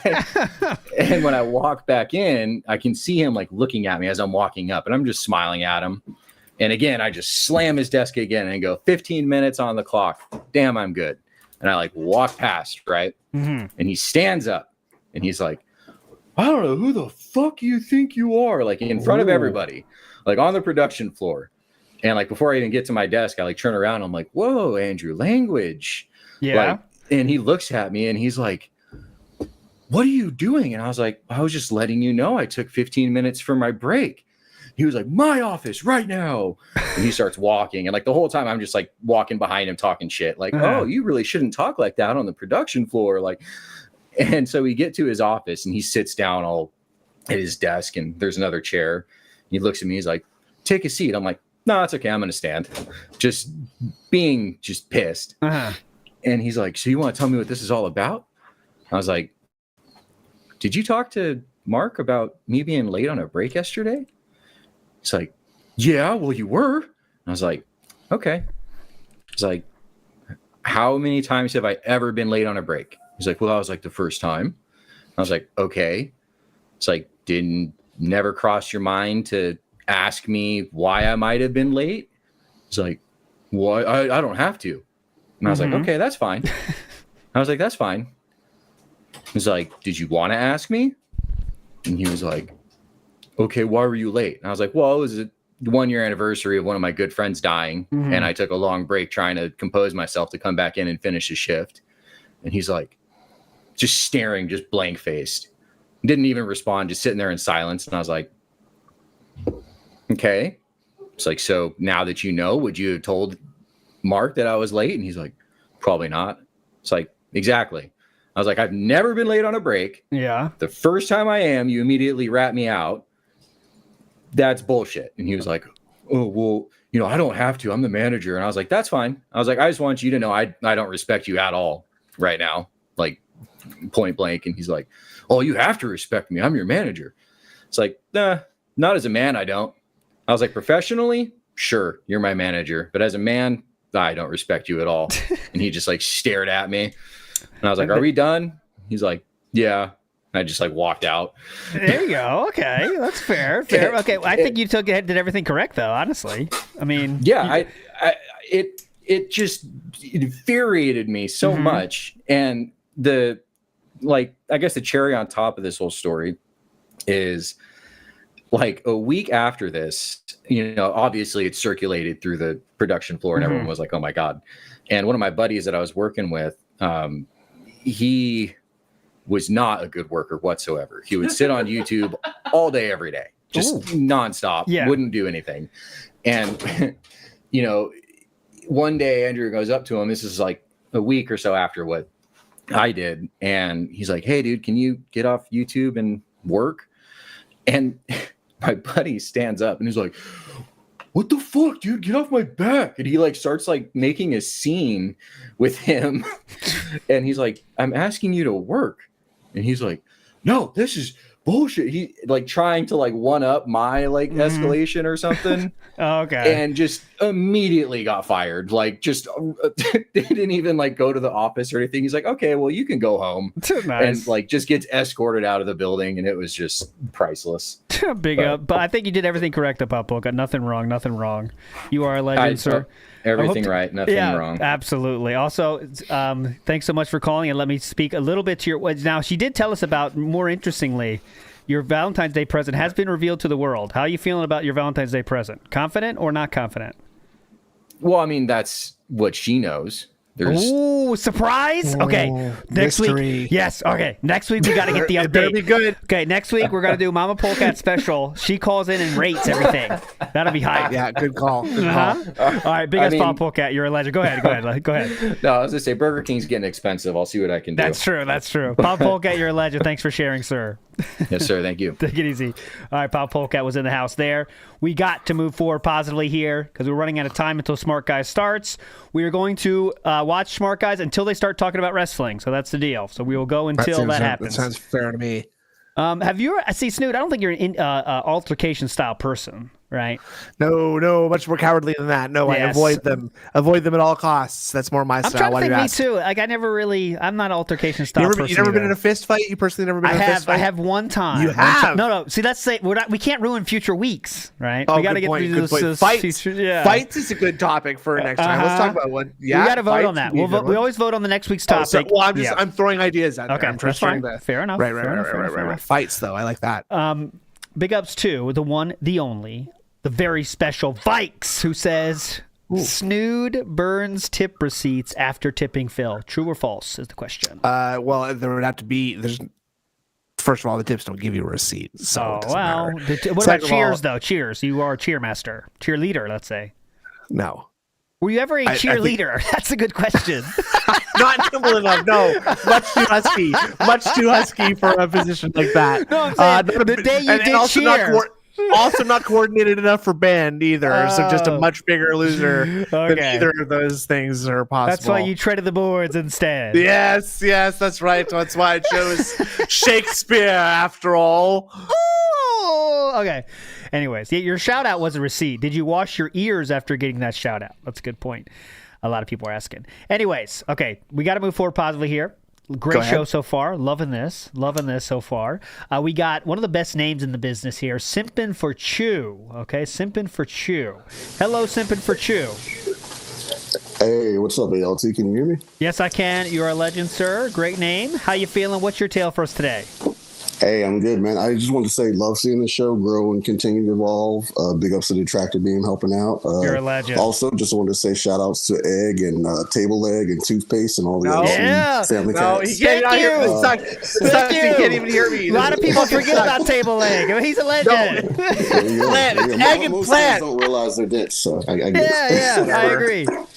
Hey, I know you got other callers, so a couple quick stories. Please. So I used to work for TSA when I was younger. Ooh, that's cool. Well, is that cool? I don't know. I said it's cool, but I don't know if it is. It's not that cool, I would say. It's just interesting. Cool so is that cool? Yeah. Cool. Yeah. Yeah, because I walked around like I owned the place and I had a good crew, so it was awesome. Fun. We had Great. fun times, but so wait, just a couple. So real quick, sorry. I'm interested in this job. So when you how's it pay? Is it okay or not so good? TSA. Most people do it for the benefits. You get like full-time benefits even when you work part-time. So that's cool. Like a lot of college kids, retirees, but I mean, it's okay. You could do worse. How would you rate it in terms of an experience? Like, I mean, because you got to deal with a lot of people, and no one's happy to deal with you, right? Everyone thinks you're an asshole. Ask him to rate how much he enjoyed the power tripping. Where it's like you're constantly on the spot, so you kind of learn how to like deal with a lot of situations without getting shot at. So. For the position of being able to have someone escorted out of an airport and give it at a moment's notice. Snood wants to know how much. Hold on, crying. Snood's going nuts here. He wants to know how it felt to act like you're above everyone else that you dealt with that day. Did you do that? Oh man, I was the guy that'd be like, "Hey, bud, how you doing, man?" I was everyone's best friend. I was the guy that like everyone loved and couldn't do any wrong. So like, hey, I'm going on a 35-minute break in 30 minutes. Like, hey, hot girl comes through, I'm gonna walk her to the gate. I'll be right back. Like everyone loved me. So okay. Go ahead. You tell your tales now. I'll ask more questions later, but go ahead. What's your tales of your work job there? Your work there. All right. So we have like a little hazing thing at TSA. Whenever someone new comes on, we send them on random bag checks for crazy stuff. So, for instance, you're a new employee. You come in. I say, hey, ALT, I don't know what that is, man. Do you mind doing a bag check? And you'll go do the bag check, and we'll go back and forth. No, I think it's right there, man. And you'll come back and like, it's a lady's pleasure tool. Oh, and like what? Right. It's like, it's a vibrator, man. It's like, oh man, I couldn't tell that from the X-ray. I really couldn't tell. So we'd always kind of like do kind of dumb stuff like that. So, so you would cause people to have their travels slowed down for your hazing. Invading people's privacy and slowing down their So Simpin' for Chew here, also invading people's privacy for the lulls. Okay, got it. Cool. Yeah, go on. So usually it's reserved for like young new employees, but manager is like this divorced 45-year-old woman. I'm like, man, I legitimately, I don't know what this is. Can you do a bag check? So she does a bag check and she pulls out this ring the size of like a Coke can.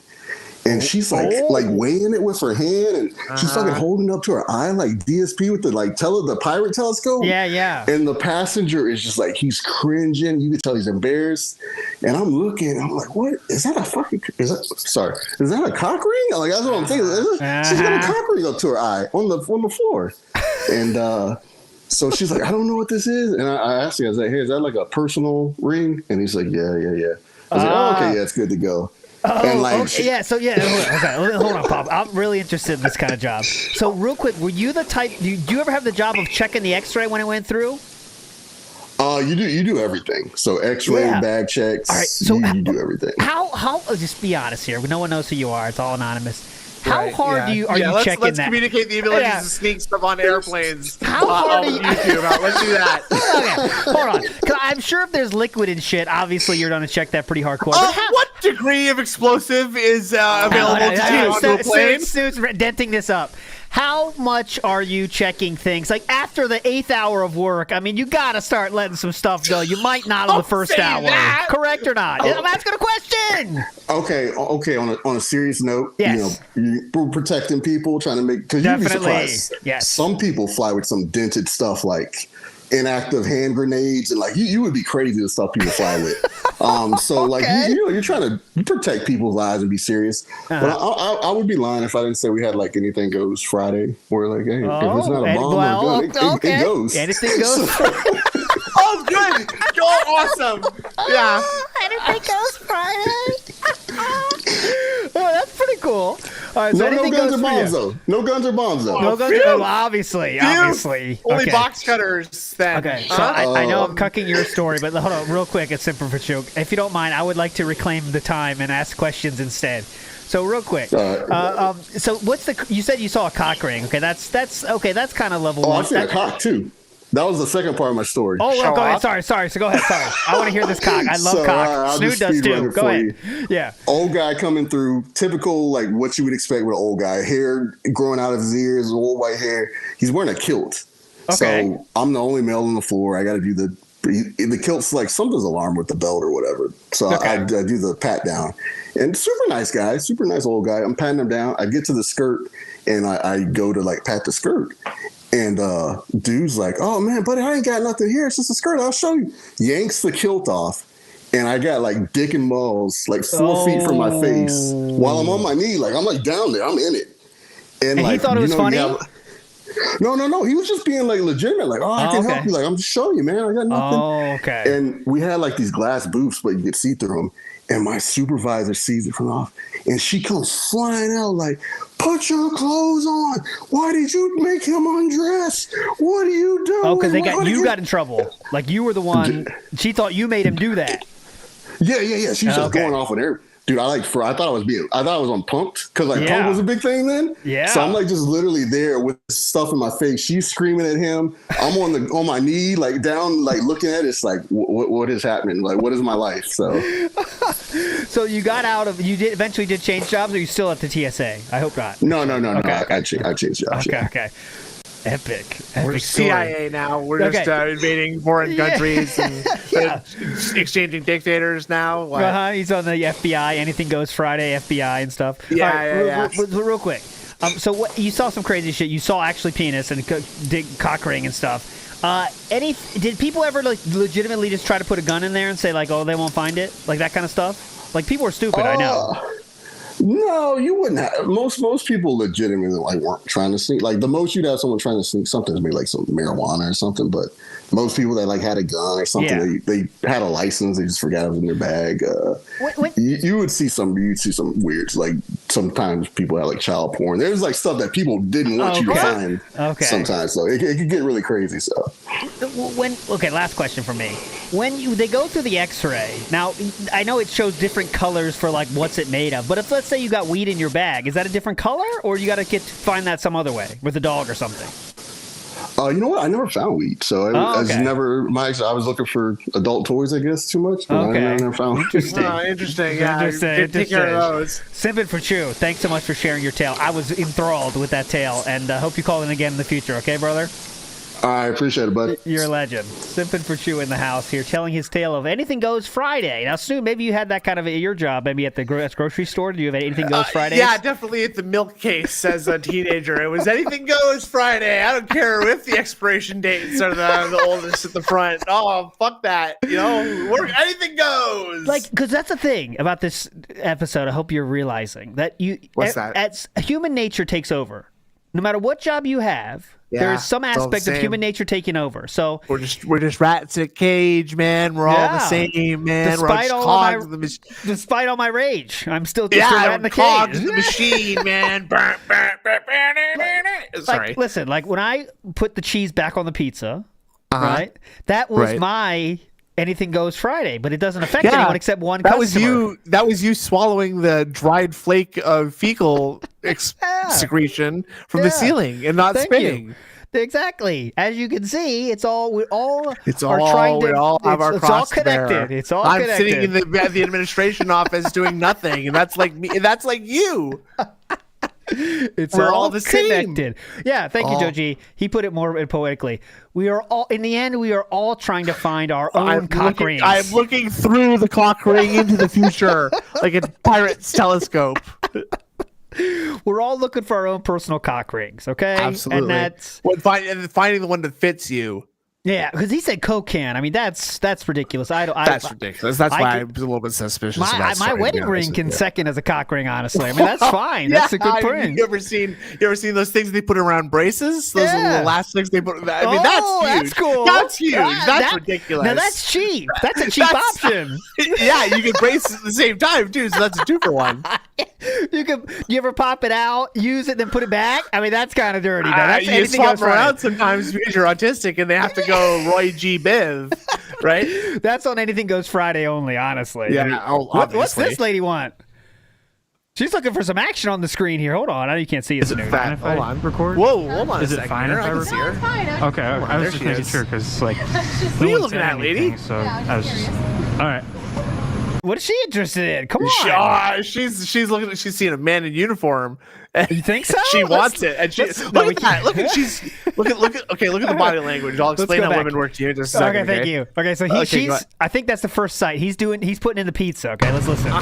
He just gets finished, and he heroically tears the box apart, and folds it. Right. Oh, there she is. What? Look, she's smitten. How's it going? Okay, watch what she does with her leg. Real quick. Has this ever happened at your grocery store job? Did anything like this happen in any situation at all? No, definitely not. No, I was in the back mostly, just rearranging frozen dinners in a minus 30 Celsius freezer, just making sure the old ones are near the front. That's what does feet facing inwards mean? That was a good. She is presenting here, full frontal presenting, like this is me. Like I think that's a positive sign. She's not hiding, which I'm a little lost at this point. She has not left the vicinity. She has all her limbs. Again, Snoot is confused on what to do. She has her sight. She does appear to be getting here on her own power too. So I'm not sure what to do at this point. Snoot just instantly knows she's out of his league. Yeah, a little bit. So I'm on my guard. You see. Yeah, okay. All right. So let's see what she's gonna say here. Recording? Are you recording? Yeah, it's like I recorded before, like in dairy, just like stocking videos. Leg cross. And that's how you know she wants you guys. Yeah. The one I uploaded 10 days ago has like 10K views now. The X, that's the. Is it fine if I record? You want to see? Is it fine if I record? No, it's fine. Okay, I was just making sure. Okay, so she's like kind of being a Karen actually. At the end of the day, it seems like she's a bit of a Karen. She kind of like, oh no, it's fine. You can record. Just wondering, it seems like she's a bit of a Karen, honestly. Anyways, moving forward positively here. Because like said anything, so I was just... Look at that. Look, I think she wants it though. Honestly, you saw that move? See, she flirtily left. She flirtily left. That's how you know. So that's how you know she wants you is when she leaves. That's so silly. So you pursue her. Obviously, that's what we call it in the business here. I'd throw a pizza at her. That's my next move. Oops, how'd that get over here? After you hit her in the head with it? That doesn't go there. Do you mind handing it to me, miss? That was a stuffed crust. How would you like your crust stuffed tonight? I see that one has sausage. What's your name? Because you'll be screaming it later tonight. Whoa. Something to that effect. Anyways, let's move forward positively here. Let's get to, so DSP has started the slideshow, which means we're gonna have to speed run these calls, my friends. We haven't started the DSP stream yet. Jesus I know, guys. Christ. I'm sorry. What we're gonna do? Everyone that's on the call right now, we're definitely gonna get to at some point. All right, promise you that.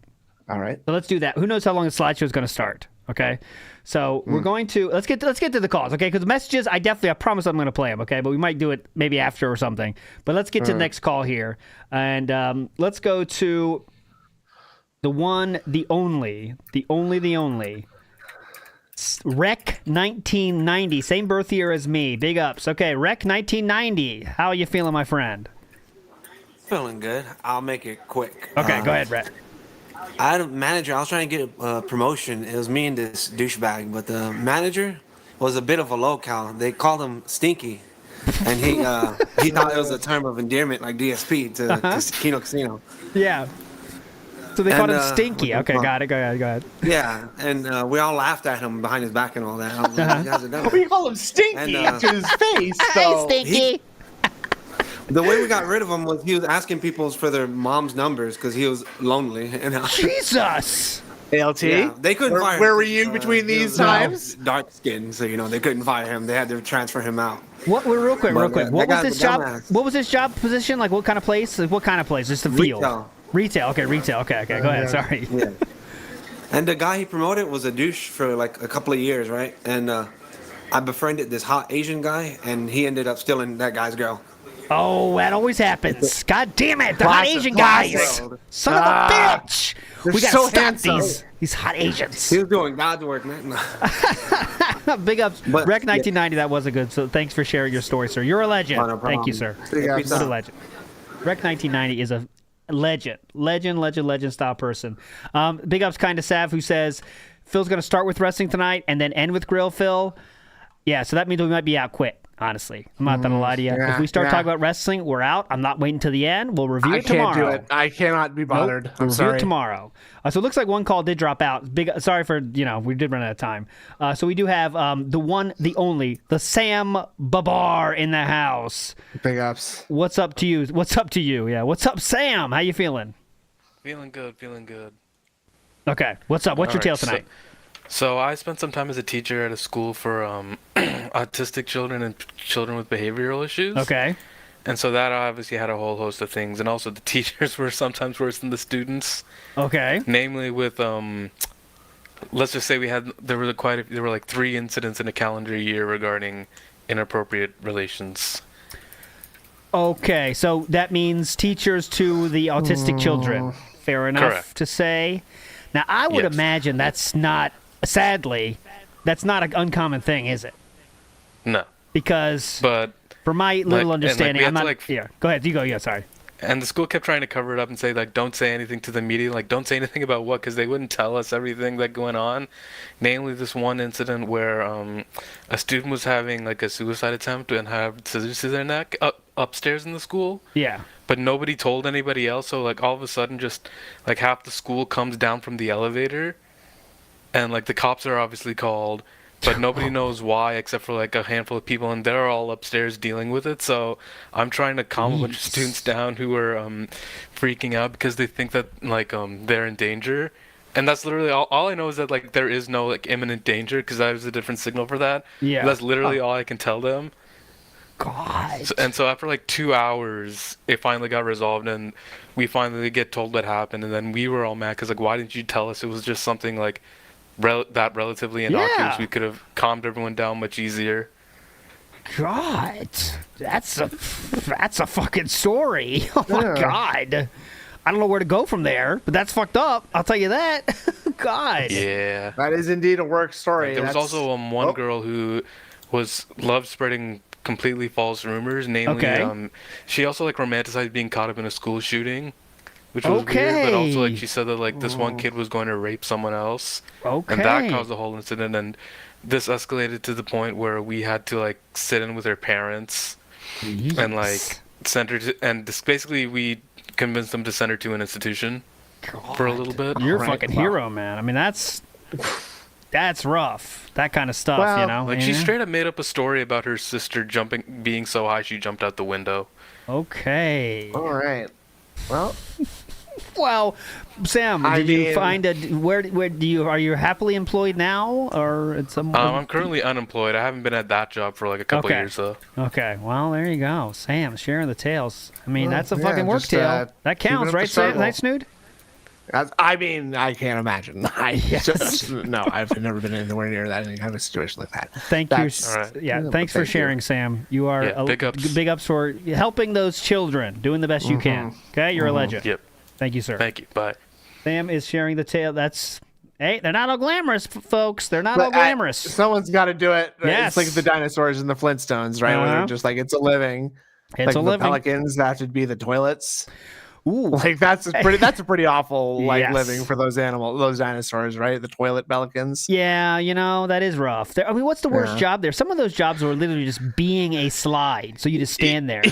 Yeah, you're just a T-Rex is also a cement mixer, right? Yeah, so like what's the worst job? What's the worst job in Flintstones history for a dinosaur? Right, like you're just having like chicken wings cooked in you or something. Yeah, weren't some of them just tables? Right, like they exactly. yeah, just table. I mean, that's kind of rough. Right, just vacuum breaking cleaner? rocks with their heads and stuff. Right, Mammoth vacuum cleaner's a bad cleaner? one too. Yeah, Yep, it's a true. living.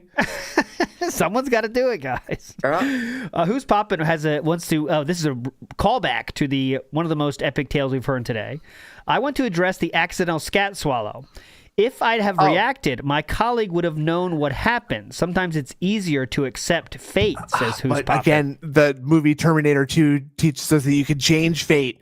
You didn't have to swallow it. You could have spat it out and it never would have happened, you fool. I think I'm finding a way to secretly spit that out somehow, right? I mean, I can call. No, spit it out honestly and in the open, and no one can judge you. Everyone will say yes. And then who would not do that in that moment of need?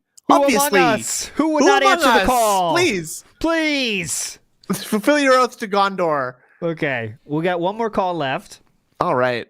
Some people decided to dip out, I guess, when I gave them the talking to. Oh, you scared them away. Sorry, everybody. You scared all the ladies away. I'm sorry. I bet those were all the hot ladies going to ask me out for a date or something. Right. Yeah, definitely. I'm getting a lot of emails about this behind the scenes, actually. Okay, so we have a call from a blind, one-armed woman. Oh, that was for Snoop. She just left. Sorry. Let's go. Okay, she just left. Sorry. Oh, God fucking damn it, man. It always happens like that. Anyways, we have. Wait, I sound like an asshole. Hold on. I sound like an asshole for that joke because I want to make sure everyone knows.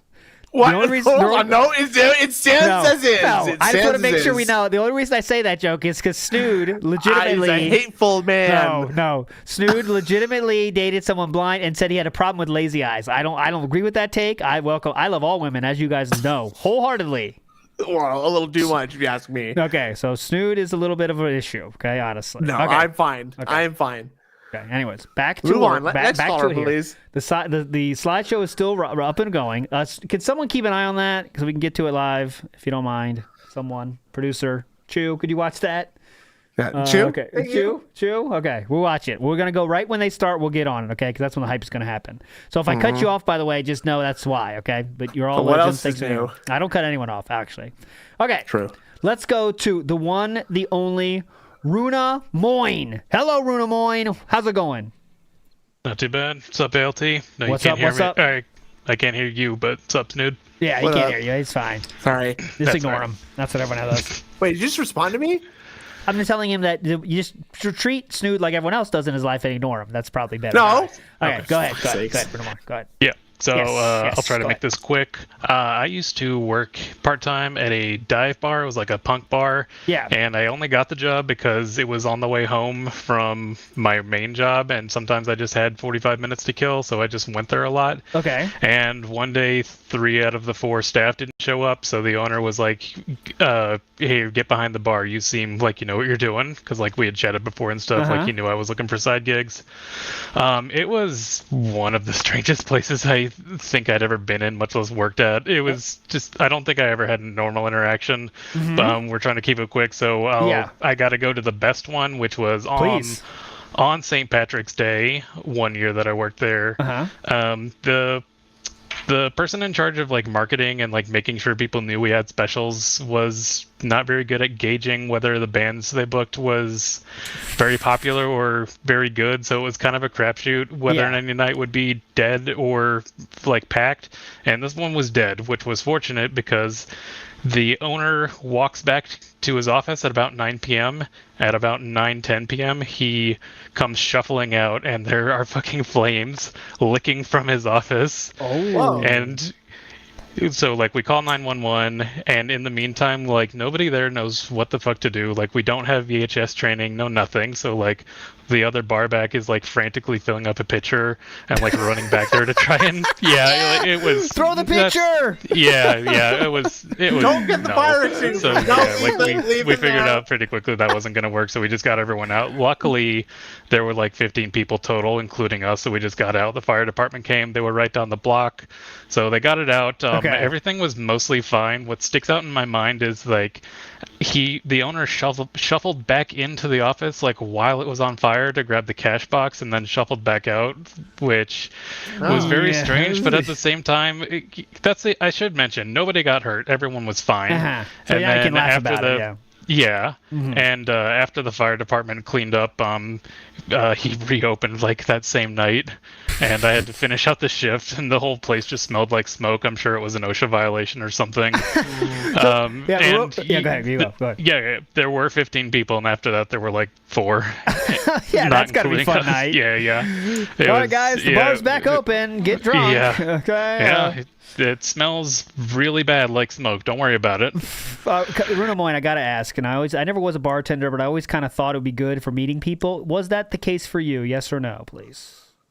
When I say meeting people, I mean chicks, by the way. You know what I mean. Yeah, no, it wasn't. Oh, it was not? Damn it. No. He's a male bartender. Well, he's a male bartender. Depends on how many concessions you're willing to make. Well, I'm ready to make some concessions, let me tell you. All right. Pulling you away from the bar. All right.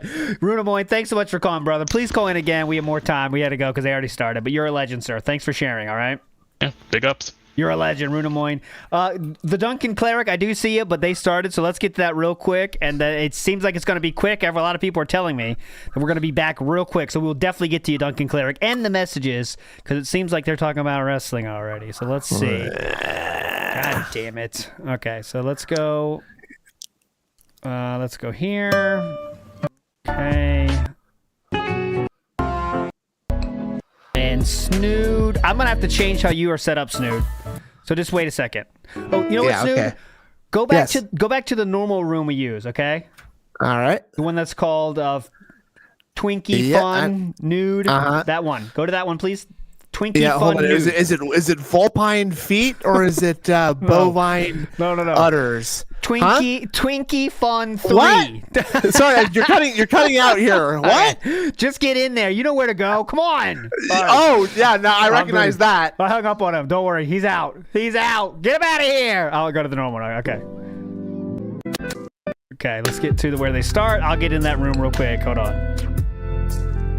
Okay, here we go. Here, and welcome to another edition of Smart Guys, our ongoing pro wrestling commentary show for February 11th, 2025. I'll get him in. Hold episode on. 6. This week we'll be talking about Monday Night Raw and some interesting WWE releases and acquisitions. PPP, how you doing this week? PPP. Well, the Raw was fucking shit, Phil. It fucking sucked. You know, I've tried. I was really being lenient on this company, you know. Fuck it, you know, I'm like, oh, it's on Netflix. It's a new era. We have to give it a chance. We have to be good, positive wrestling fans and support the company. No! It's time to fucking lay down the law that this shit fucking sucks. Okay, I can hear you, but hold on. Through a fucking straw. And the road to WrestleMania is fucking ruined. Okay, this sucks so far. WrestleMania this year shaping up to be a fucking disastrous shit show, Phil. And I'm sick of trying to pretend that it's good. Okay, hello, Snood. Can you hear me? It's not fucking good. No, you can't. No, you can't. Hold on. They can't hear you. Fucking lame, phony, jabroni nonsense for children. Okay, now, Snood, you here? We should be in full working order now. Snood, hello. God damn it. Hold on. Snood didn't push the right button. Could you push the right button, please, Snood? Go. I plugged into the normal spot that I sit, as always. Okay, there he is. Okay, now Snood's here. We're all good, and you can hear this, Miracle right? Stream. Insults the intelligence. Yeah. The botching this week was fucking unbelievable. Okay, this sucks so far. I'm glad you agreed with me because that was the major note. The major note.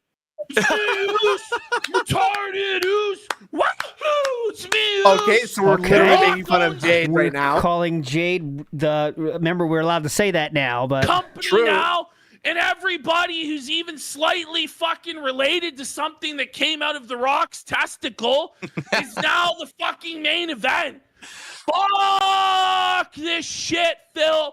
Fuck this shit. It's trash. Basically, first of all, if you guys can't tell, we are going to talk about pro wrestling as a major focus of the show. That has been our big feedback. What? So you have to say that?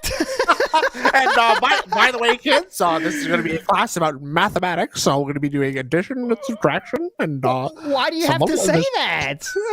All right, guys, just so you know, we will talk about wrestling. Okay, I'm tired of it. There will be some discussion of wrestling tonight on the show. It's professional wrestling, not Olympic wrestling. Let's get that straight. Ooh, DC.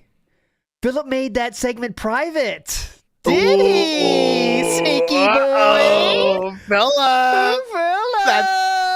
How dare you, sneaky boy. Over the last couple of weeks is that a lot of nonsense up front takes you guys too long to get to the wrestling commentary. So we're starting off the show talking about Raw this week. That fucking sucks. You're not gonna have Phil show his underwear at the beginning of every show. Maybe next week. I don't know. Well, I'll still grill. I'll still be grilled crabs, but you know, Still grill Phil, but I'll still grill it like all the way through the show. 2 seconds. So just be a Yep. dedicated grill Phil or whatever. I don't know. So in regards to Raw, like definitely this No week, one out of all the cares. weeks we've watched, it's been 6 weeks, right? This one was sadly kind of the deflation episode. And what I mean by that is when we started this show 6 weeks ago, it was the big relaunch of Raw on Netflix. And everyone was hopeful. I do not give a this is fuck. it, the new era for WWE. You know, like Triple H was in charge of NXT when these guys were coming up. Okay, yeah, that was fun. right. We're out of here. Yeah. Okay, let's go back to our call-in show. We got one more call on the line. We got some messages to get to. Now, Okay. Snood should be able to hear this now if I've set it up Ooh, correctly because I am a legend. The whole problem has not been that I've been unable to be heard. It's the problem is that I've been unable to be heard is the problem. Oh, see, that's the thing. I still That don't think is- they can hear you. That you'll be is the thing of it. Here, you'll be able to hear them live though. Actually, so that is hype. I could already. That's great. Uh-huh. Let's go. No, okay, Okay. Here we go. Okay. The Duncan Cleric is in the house here. This is our last call of the night. Okay, we will get to the messages. Duncan Cleric, can you hear me? Hey, how's it going? Good. What's up, brother? What's your tale you want to tell today? All right, so this tale, I guess, piggybacks a little bit to the addiction, but it's a time when I was in the good old Marine Corps. Okay. All right, so my first Hold on, enlistment. Snood's bitching already. I'm Because not. he can't hear you. Okay, let me first explain. Why am I hearing it twice?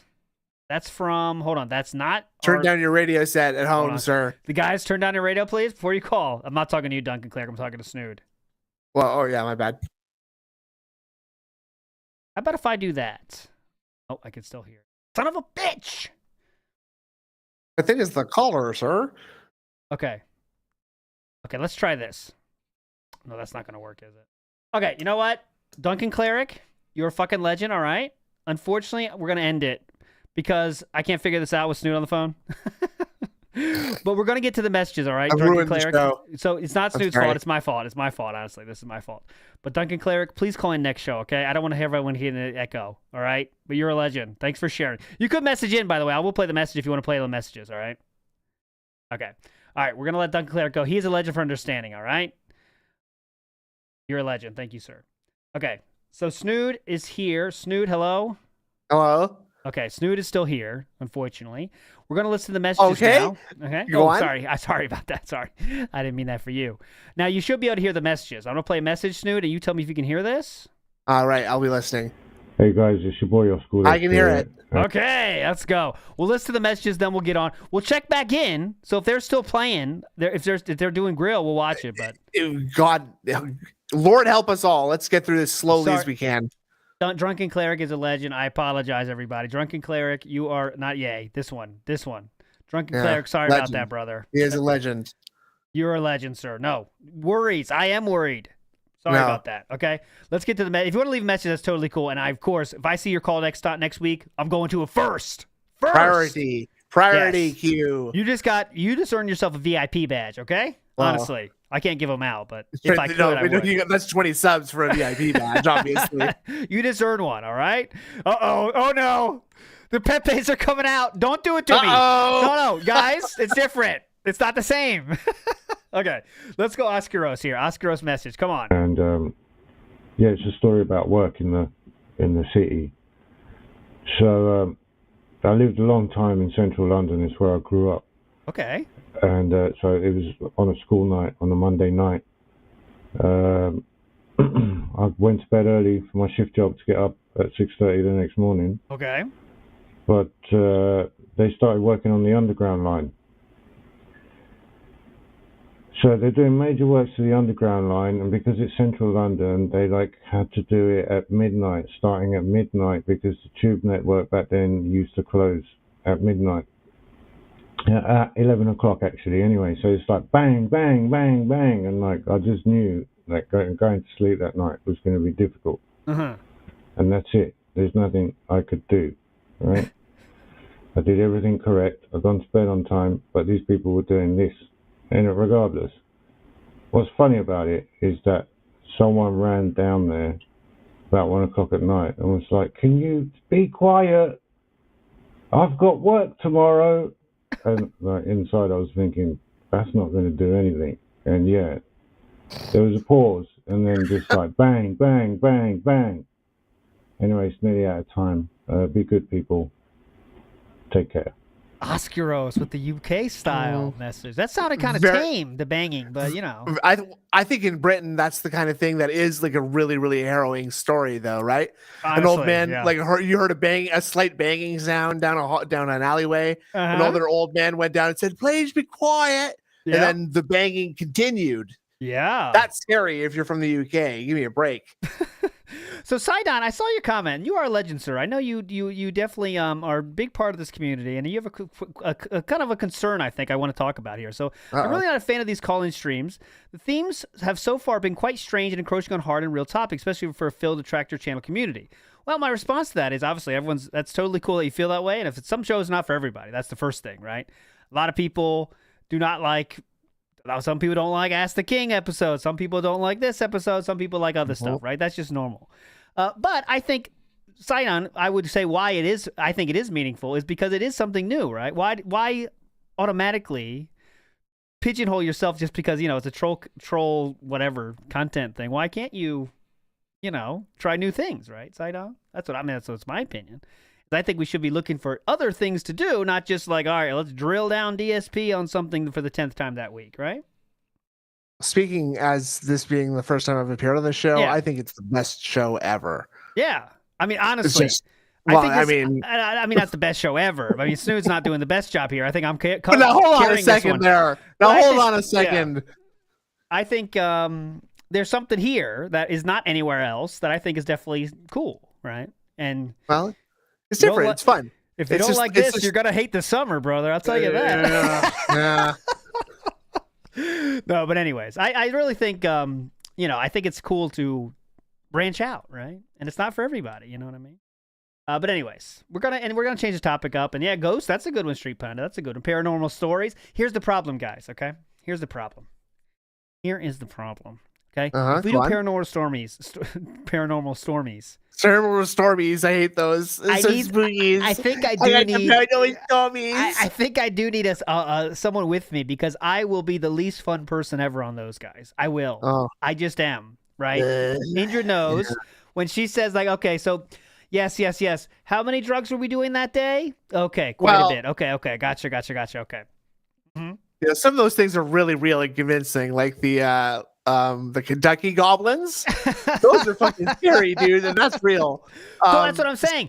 I am not hating on anyone's thoughts, but for me, I automatically, my logical brain goes, okay, guys, I don't know if I can believe that. I look for the other reason that thing happened, right? Maybe you're the one who needs to manage the calls that day, and Indra's the host. Good point. Right? That's fucking good point. Yeah. Why don't someone that believes it take the calls, and I'm just be the skeptic asking things on the side? Right? Let's hear some fucking ghost stories, and let's get Indrid on the horn about it, right? Yeah, Shiny Chief says have Indrid host that one, and you take the calls. There you go. Because I'm gonna yell at people in the calls. Okay, so you saw a UFO that night. Okay, yes, keep going. This is definitely real. I'm definitely going to forward you. Okay, yes. And how long was his probe? Okay, I will definitely put you through here. Okay, yes. Yeah. Okay, and how many times did you get probed that night? Okay, yes. And did any cows also get taken in that night? Okay. Just thank you. forwarding you to the local insane asylum phone hotline. Yeah, so that's why I don't think paranormal would work for me. But maybe that's maybe. Hey, if it wins the vote, it's gonna win, right? It's gonna win. Absolutely. Dean Richards says I can see Triple P getting some of his mods to donate, so it doesn't look like a complete train wreck and save face. I don't think so. I think honestly, I think they just do that. They just do that naturally. You think? I think his mods just do that naturally. Yeah, they don't need to make him do it. Yeah, I think they just do it. Right. But anyways, big ups Sidon, big ups everybody, big ups Dean Richards for being here. We got some messages to get to. Let's keep going. We got Mr. Gore Howe in the house. Come on. Yes. Hey, big ups everybody. This is Mr. Gore Howe. Not a crazy story. Basically just an example of how us mouth drillers, we have social lives. Unlike Phil, who just stays at home all the time. Be it with work or our lifestyle wives. We all been on honeymoons, I'm assuming.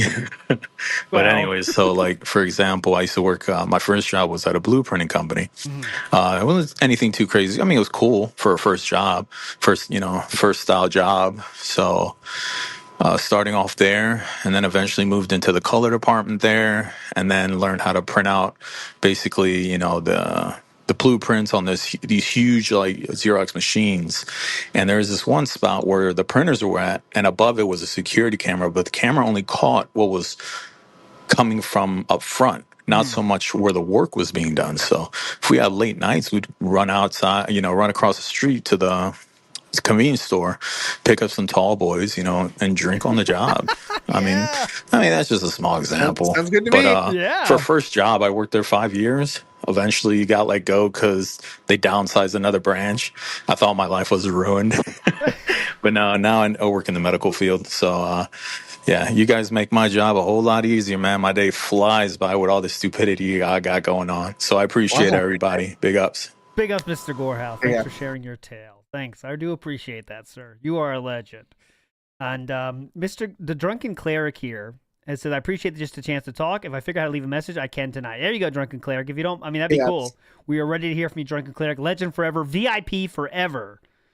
But once again, thank you, Mr. Gorehouse, for leaving that message. Remember, let's see the super chat from Spawn Killer. Remember when Gallows was the Kane impersonator in the early 2000s? Oh, definitely. Who doesn't remember that? Big ups. Here's a name you might know. Let's go to Iwamoto. Let's go. Big up, SailT. So I landed a new job, which was a company that was kind of struggling, but I figured, what the hell? I needed a job. Let's go. So part of it was also doing phone support. And so we had a few days of training. And after on the second day or something, they had, explained everything. They were like, you know what, let's do a live call with the group. The instructor, put it on speaker. And so we could all hear in. And this very first live call turned into a verbal fight between the instructor and the customer. The customer, mind you. It ended with the customer being like, I'll just come over there, and the instructor being, oh yeah, you fucking pussy, you better come over here, you fucking asshole. Let's go. It's like, holy shit. Cool. And that is that was also my first week that I worked there, and also my last. I feigned being sick the next day, and then the day after, I just wrote them a very polite email saying like, "Hey, I don't think this is for me. Still probation time, so thanks, but no thanks." Because holy shit, how fucking toxic do you have to be if your instructor, who's supposed to be, the example, gets into a fucking fight? Yeah, that's kind of rough. Okay, big ups. Big ups, Iwamoto. All right, Snood, what's your shortest tenured job, let's say? Shortest tenured job. Okay, so one summer I had the insane idea that I would try to take 2 jobs to earn an extra bit of money. That's dumb. Nightmare. Yeah, I don't like having one job, so 2 was just pretty fucking dumb. Yeah, go ahead. And I was waiting tables at the time, right? And it was actually just if you could pick the worst possible job for me, it would be one where I'm standing and moving all the time and also interacting with strangers. Yeah. And also carrying big trays of liquid, by the way, which brings me to my story, where on the 7th day of my first week of work, I carried a tray of beer over to someone's table, and I just pitched the whole thing right all over the dude at the table, like every single beer directly in his lap, right? And yeah, I completely fucked his night up. And at the end of the night, the bill came, and the fattest zero you've ever seen in your life on the tip line, right? Okay, so what's the protocol when you get someone's clothes all fucking wet? I'm sure you say sorry, but is it like all employees on deck to get that cleaned up? The manager is just like, write us a bill and we'll pay for the dry cleaning or whatever, right? Okay, that kind of thing. Yeah. Nice. Yeah. Very cool. So after that, I was just like literally too embarrassed to ever show my face there again, and I never did. I was trying to think of mine, like shortest one. I think like one time we had to do like, when you have to fill like a barn with hay, and they're like big piles of hay are in I barns. can't say that I've ever had that experience, Tom Sawyer or wherever you are. Okay, well, let me tell you about small town living. There's farms around. Sometimes you got to fill those small fuckers. Town. Sorry, go on. Laying hay in a small town. But anyways, this farmer, they literally pay you under the table. They're like, all right, well, I'll give you $50 for the day or something. And that's like, all right, cool, $50. Hell yeah, just put some hay. Hell yeah. It's $1 an hour. I wanted to shoot myself instantly because when you get hay, you're putting that hay on there. Hay gets everywhere. It's in your pants, under your shirt. Get that hay? Yeah, it's hay. It's just you're throwing the hay. Hay City. It's Hay City. You know that big like 3-prong thing? Like I'm using that. Like I'm cool. Oh, the 3-prong thing. Yeah. Do I ever? Yeah, man. The trident. But trident, you mean, right? It gets everywhere. It gets all over the place. Yeah. And I'm like, I'm not allergic to hay. I didn't think so. The hay planet of Tatooine. Sorry, go on. You start getting like allergic reactions to there's just so much hay. You can't handle this much hay. So I just that was a one day thing for me. The constant smell of manure and there was no manure involved. It was dry hay. But the hay was a one-day job for me. So just shoveling dry hay into a building all day. You have the squares. You know this. Come on. No, I don't. I'm a metropolitan. I'm a metropolitan. I'm a sophisticated Canadian. You know how they have hay like in squares, guys? In bales, you mean? In bales? It's like Minecraft, a hay bale, right? Ignore Snood, please. Okay, you store the squares of hay. Yeah, the square of hay. A two-dimensional object of hay. Go on. Let me show you what it looks like. Go ahead. Yes, I'll wait. I'll wait here. Just wait. Hold on. This is worth it. Trust me. Trust me. Okay, so this is exactly what we're doing right here. Okay, bingo. Oh my God, this is exactly it. A sphere of hay, you mean? An obloid of hay? I love those. Look at this. A cylinder of hay. See how these squares of hay are there? A bale of hay. I would call that a bale of hay. Squares of hay. Sure. So we had to pile them up like that inside the barn. Well, it is a cube, so it's actually cube hay, please. If I say square, you would know what that means. Thank you. No, because none of those things are squares. Those are all cubes. Go on. Anyways, I'm sorry. In the farming world, actual hard work, we don't use the word. We don't have time for the third dimension in the rural, in the country. Sorry, city boy. We don't say cube. Boy, you best move on with your third dimension. We don't have time to say cube. I can't be perceiving no depth.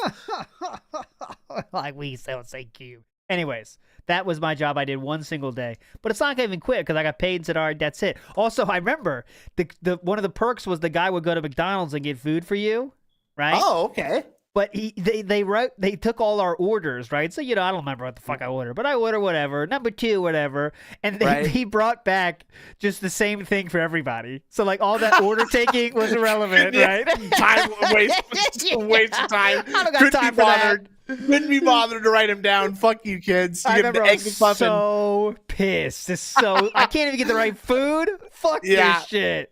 And my arms are tired, and my pale skin is roasting into this hot sun, right? Because you burn. I bet you weren't wearing a baseball hat that day, were you? I'll tell you what it is to burn. Absolutely, man. Absolutely. But anyways, it was inside the barn, so I wasn't going to burn that day. But anyway, it's a lot of nonsense. So it's already in the barn. I don't understand this job. We are moving the hay. Okay, so I'm not getting into this. You had to put the hay in a neat fashion. Let's move on. I'm sorry. You have to put the hay into a neat fashion. It was kind of lackadaisical. It is square. You mean? As you can see, here are some not commonly known as squares in the business. Sorry, city folk, you might not get that. This is the squares of hay. You have to put it in a nice order so you can put more inside the barn. Is the job? Okay. Have you ever witnessed hay like catch fire? Because I understand that damp hay can catch fire. Is that true? I'm not that much of a farm boy. I don't do it. I see. Yeah, that's what. Maybe that's it, Yosato. I didn't know what's going on, but you rotate the stock of hay so you don't get moldy hay. Honestly, that's what causes the spontaneous combustion because it gets all mildewy and it gets hot somehow. It's crazy. This farmer clearly cared enough to not make that happen by getting us douchebags to do it. So there you go. Well, the conditions are so awful that you quit after a day. So fuck him, right? Well, some dudes that like that kind of work are strong as fuck, and they don't complain. Couldn't hack it. I could not hack it with them. Absolutely. I wouldn't have been able to hack that either. I'd have got there. I'd have faked sick halfway through the day. Fuck that shit, man. Said I impaled myself on a trident. Yeah, rough hands. Oh, I got the opposite of rough hands. My hands are smooth. Mine are baby soft. Let me tell you that much. A raindrop falls on my hands. It's off on the ground instantly. It's like it never even hit my hand. It's so smooth. It just rolls right off. Absolutely. It doesn't have a surface area. It's just down. The molecules are so fine. Easy. All right. Big ups, everybody, for chilling. Well, enough of the hay, okay? I was trying to get the hay story finished 10 years ago. Yeah, enough. Paula Burrow in the house says, my old law firm warned new hires not to show your spouse your work. One lawyer's wife was a blogger and had leaked the name for a new Vegemite product a week before a $1 million ad campaign.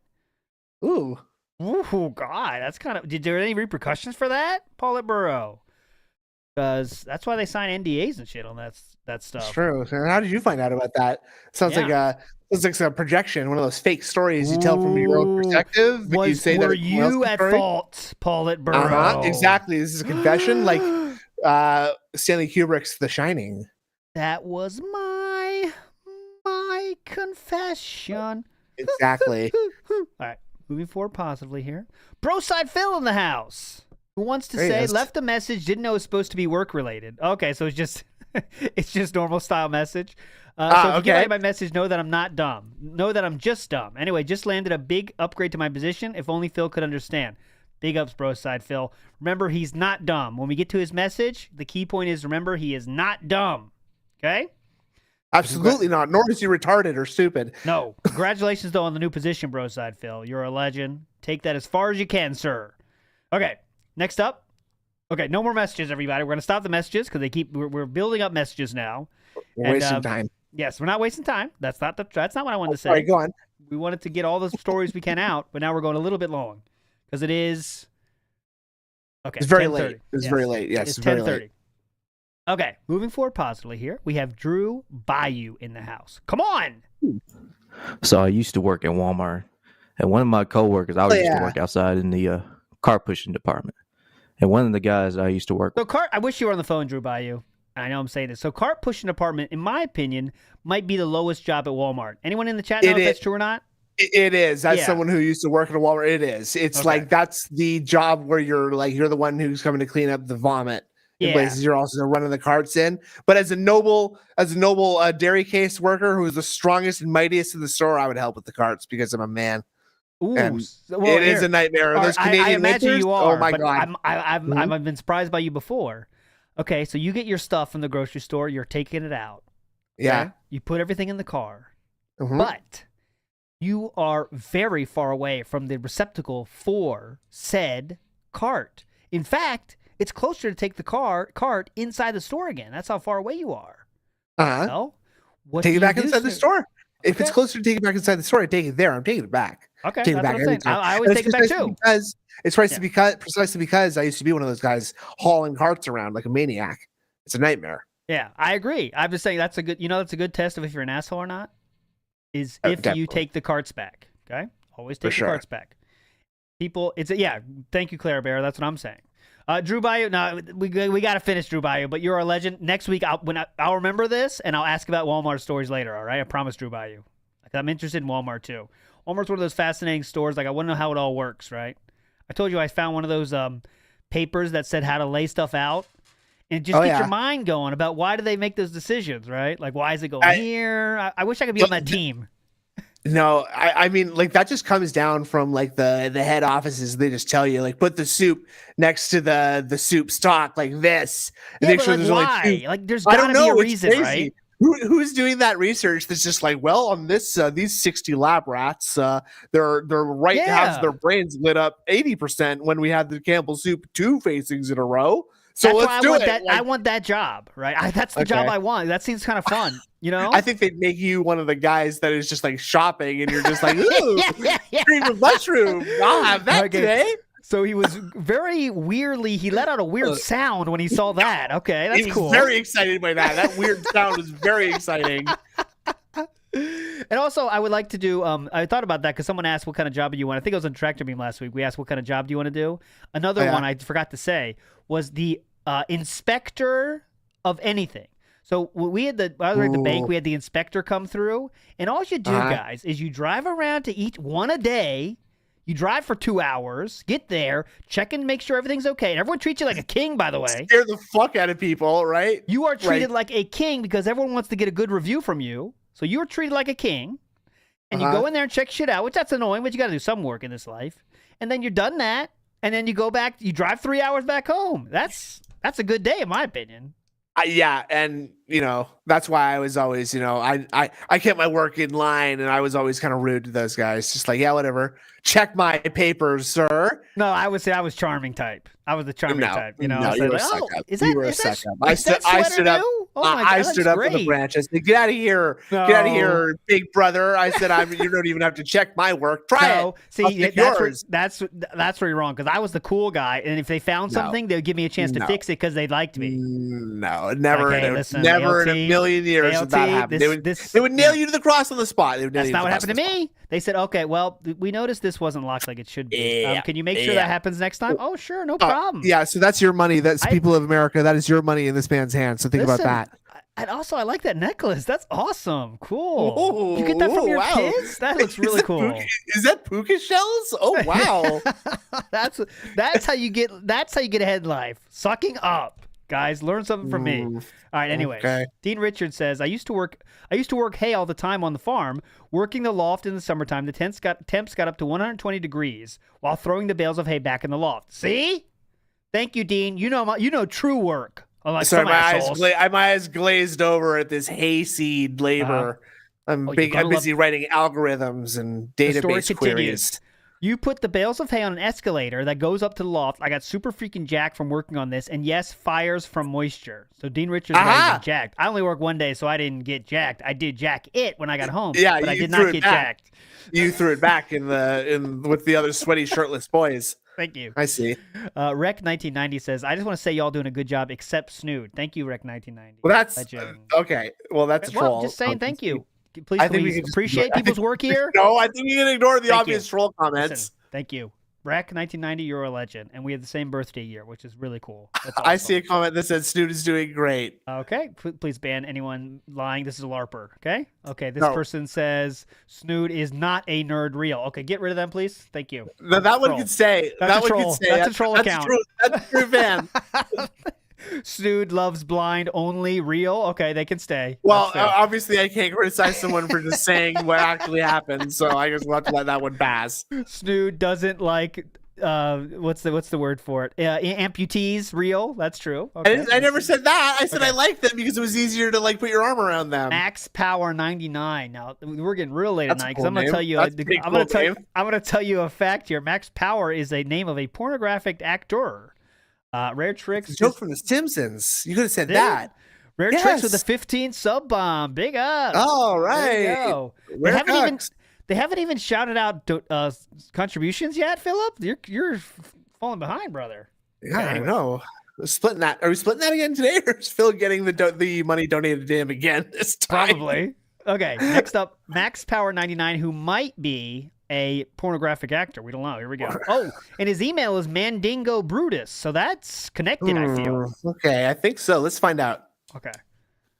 Hey, what's good, WPIG crowd, Alt, and the lovely Ingrid? It's Max Power 99. And here's my work style story for tonight. Okay. When I was around 22 years old, I needed a job once I got out of the military, especially living in a small town in Florida. and I wound up working at the local Cold Stone Creamery. And for those who don't know what that is, it's a fancy ice cream shop where you pay for mix-ins and all types of combination of ice cream. And when you get tips, you do a song and dance. And funny enough, there is a banana dance. And what led me to lose this job was, well, I denied an expired coupon to a very heavyset cat-style lady.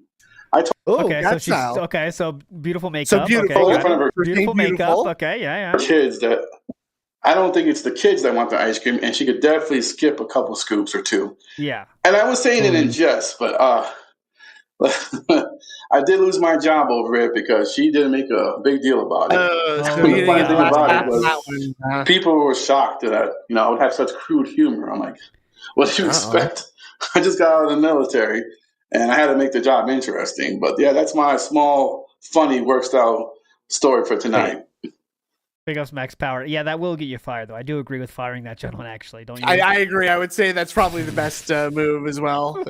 I mean, an ice cream store full of fat women. You're just picking one of them out. Yeah, you kind of gotta fire you for that, actually. But for business. Yeah. And also, you shouldn't. I mean, expired coupon. I mean, you got to follow the rules, right? I mean. Well, that too. Okay. That's probably rule number 1 at Dairy Queen. What do you think?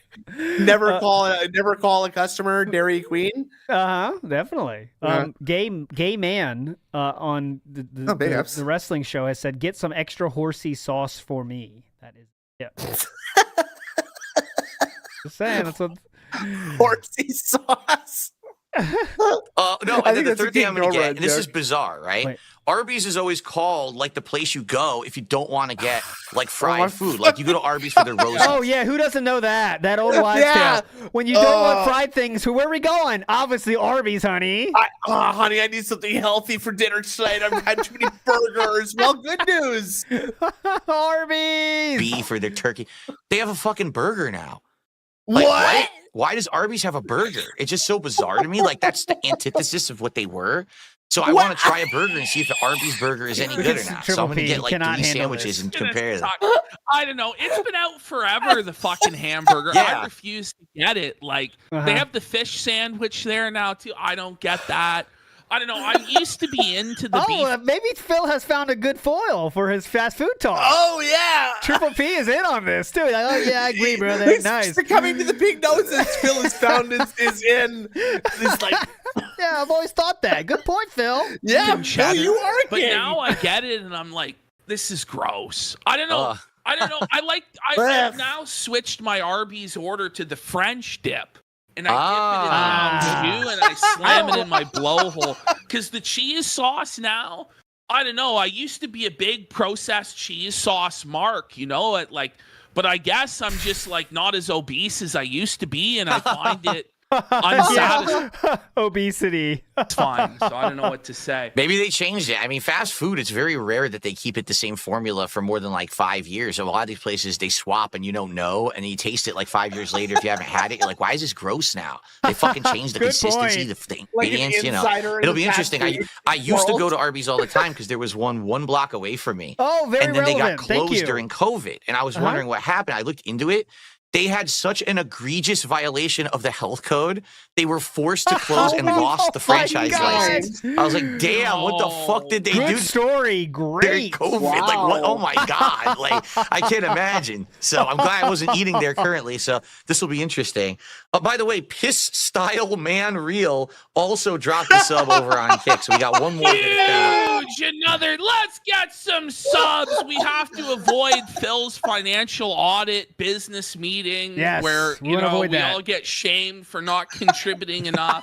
So if we could please just we could actually do content, but only if you give us more money. Yes, that's right. So Philip, you agree with that? Otherwise, Phil is going to have to shame you. We're going to have to fold you upside down and shake you for pennies and fucking nickels. Mm-hmm. Don't you know that Phil is in neck pain right now? I am. I'm still in neck pain. You're so full of shit. No, I'm serious. It hurts bad. Here we go. Didn't you see the pillow? Didn't you see the pillow? I guess we're grilling Phil again. Yeah. Oh, stop. Okay, did the pillow fix it? It actually, I'm able to sleep and not keep waking up because my problem is I move too much in my sleep. I'm like one of those restless sleepers that moves around. I think that's how I fucked the neck up to begin with. So now this pillow keeps you in place. So it is getting slightly better every day because I'm not moving. Here's the grill, Phil. Didn't you earlier this week say that people just have to accept whatever physical ailments or health problems they have? Yes. But then you went out and spent money to try and address a physical ailment that you had with the new pillow? Because enough is enough. I can't keep going through this. What? It doesn't seem enough. I can't keep going through this. It doesn't seem to logically make sense, Phil. Good point. It doesn't seem to really add up. Philip? The problem, Phil's a fucking champion soldiering through this pain for your entertainment. When I had an ear infection, all right, we'll do a little bit of grill Phil right now. Years ago, I had an ear infection. Okay, it was so bad. It kept coming back over the course of a year, like 4 fucking times. And ear infections, I wouldn't wish this on my worst enemy. When you have a bad ear infection, it literally feels like someone has a fucking ice pick and they're going like this into the side of your head all day. So after having 4 of these goddamn ear infections, and what I would do, I have health insurance where you could go online and talk to like a registered nurse and explain your symptoms. And this was during COVID, right? So they said, we don't want you going out. We're just going to send you the medication. So they kept sending me these fucking ear drops. It would go away, but it wouldn't cure it. It would come back. So finally I had enough, and I said to them, I need to go to the doctor. Like, this is ridiculous. I'm not getting any resolution. So they say, well, you can't just go to the doctor. That's not how it works. Great story. You have to go to the emergency clinic to have someone look at you. And I said, well, what person at the clinic is going to cure my problem? Oh, they won't. But we need to confirm your problem before we can actually send you to the doctor. So I drove a fucking hour to an emergency clinic that was within my fucking insurance network. I waited for like an hour at the clinic. They go in, it's some schlub. He's not even a doctor, right? He's looking at my fucking ear. He goes, you have an ear infection. I said, no shit, Sherlock. Great story. So he goes, here's your prescription for medication. It's the same fucking eardrops they gave me 5 times already. Is that so I'm like, so what else? He says, well, I'm going to give you the referral to go to the specialist, right? So go to the specialist. He gives me the referral. I call the specialist. The first appointment is in fucking 2 months. I said, no. So I'm not going to have the ear infection in 2 months.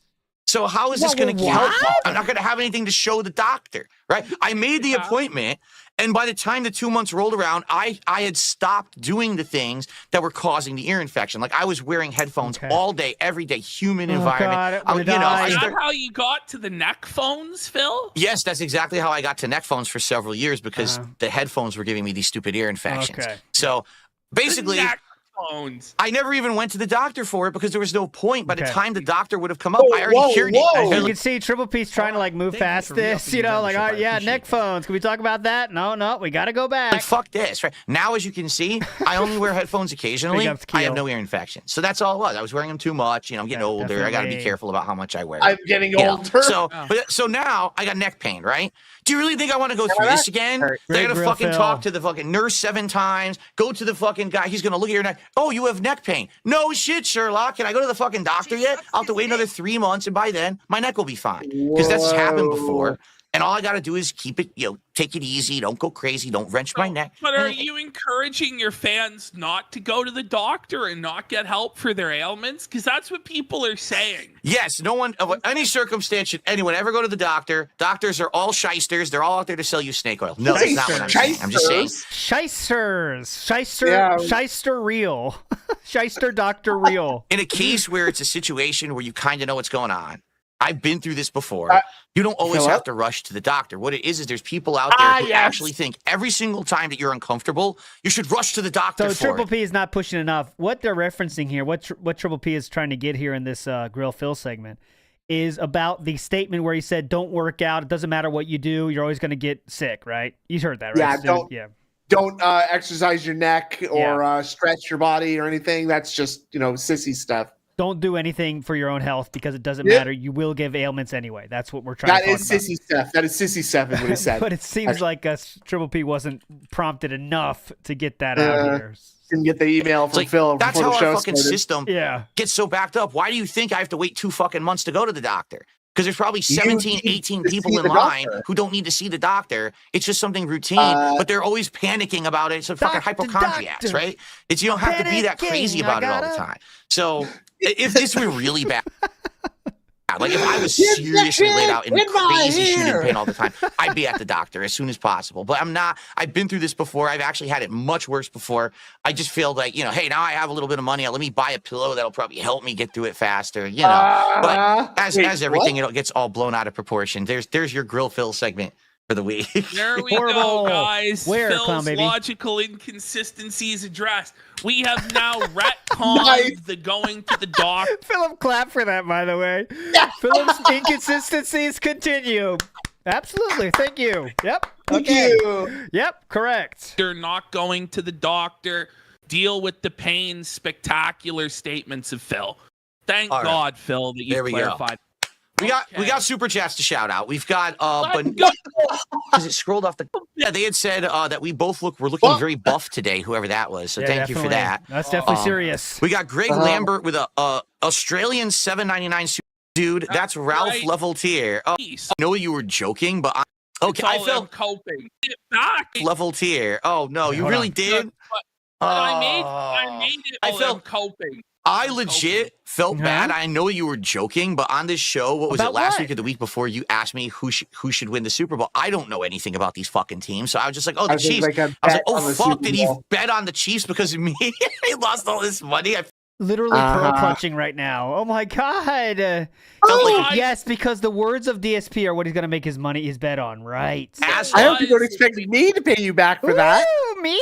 Put the money on them, they would lose. And so I saved America from the Kansas City Chiefs repeat.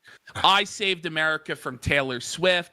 All of you can thank me. You're fucking welcome because I made that sacrifice for you. Did you actually see? Did you see what at the Super Bowl when they first put Taylor Swift up on the board? Everyone booed her, and she literally on camera she goes, "Why is everyone? What's going on?" Like she couldn't understand why anyone would not like her. She thought she was like America's darling or something. Definitely exactly what happened. What's going on? Why are they booing me? That's definitely what she said. What's going on? Why are people booing me? Yeah, definitely. I thought I was America's darling. What? People don't love me? Huh? Like how cartoony do you think people really are, Philip? Okay. Anyway, his life is absorbed through Twitter. So not everyone loves me here. Huh? What? You pretend they asked if we were going to watch the Vengeance pay-per-view. Do not care. They were simply there's a lot. Let's get the goal tonight. It is this Saturday, correct? Let's hit the goal. Let's hit the goal. $1 super chat.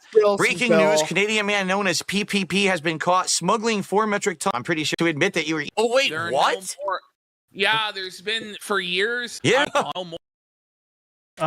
Lost my skip juice. God damn it. Chugged it. God damn it. I think he was trying to clap back at PPP just there too. I think. Let's see. 106 viewers. Holy fuck, we're fellas. This thing's popping off. Yeah. Oh, I thought you were Turkish. That's how you knew. What? Turkey is. I don't get it. I don't know. I was like during COVID. They. Oh, see, it's not me. It is not me.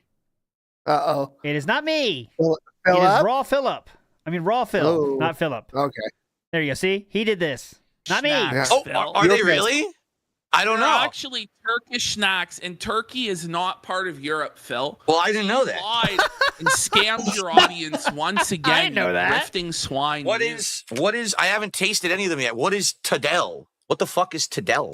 That's Turkish. What is Tadel? It's Turkish, Phil, That's but I'm Turkish? not Turkish, so I can't interpret it for you. Oh, I thought you were Turkish. That's how you knew. Why don't you try it? Why don't you try it out right now? Because these are for when I hit my goals. What are you talking about? I can't. Oh, Phil, you can't give us a free one. You wait. You can't just eat the chocolate bar. You expect me to? You expect for free? You want me to eat an Olker cat? Like what? Cat. Nailed it. What the? Easy statement you could make right here, Triple P. Fuck. I don't know. I've never seen any of these before. They sound.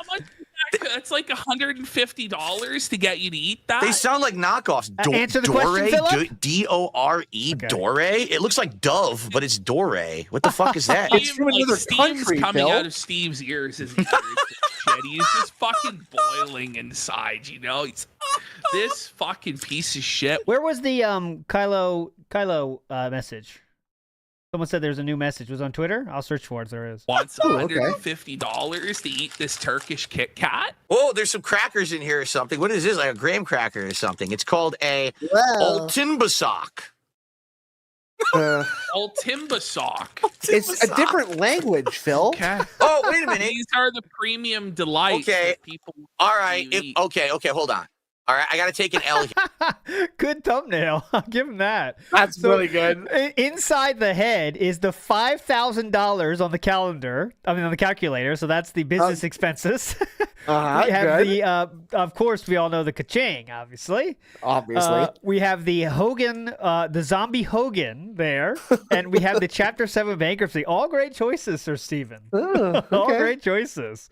So that is going to be Thursday. And I will say my anticipation has risen, honestly, on what I've been seeing. How about you, Snood?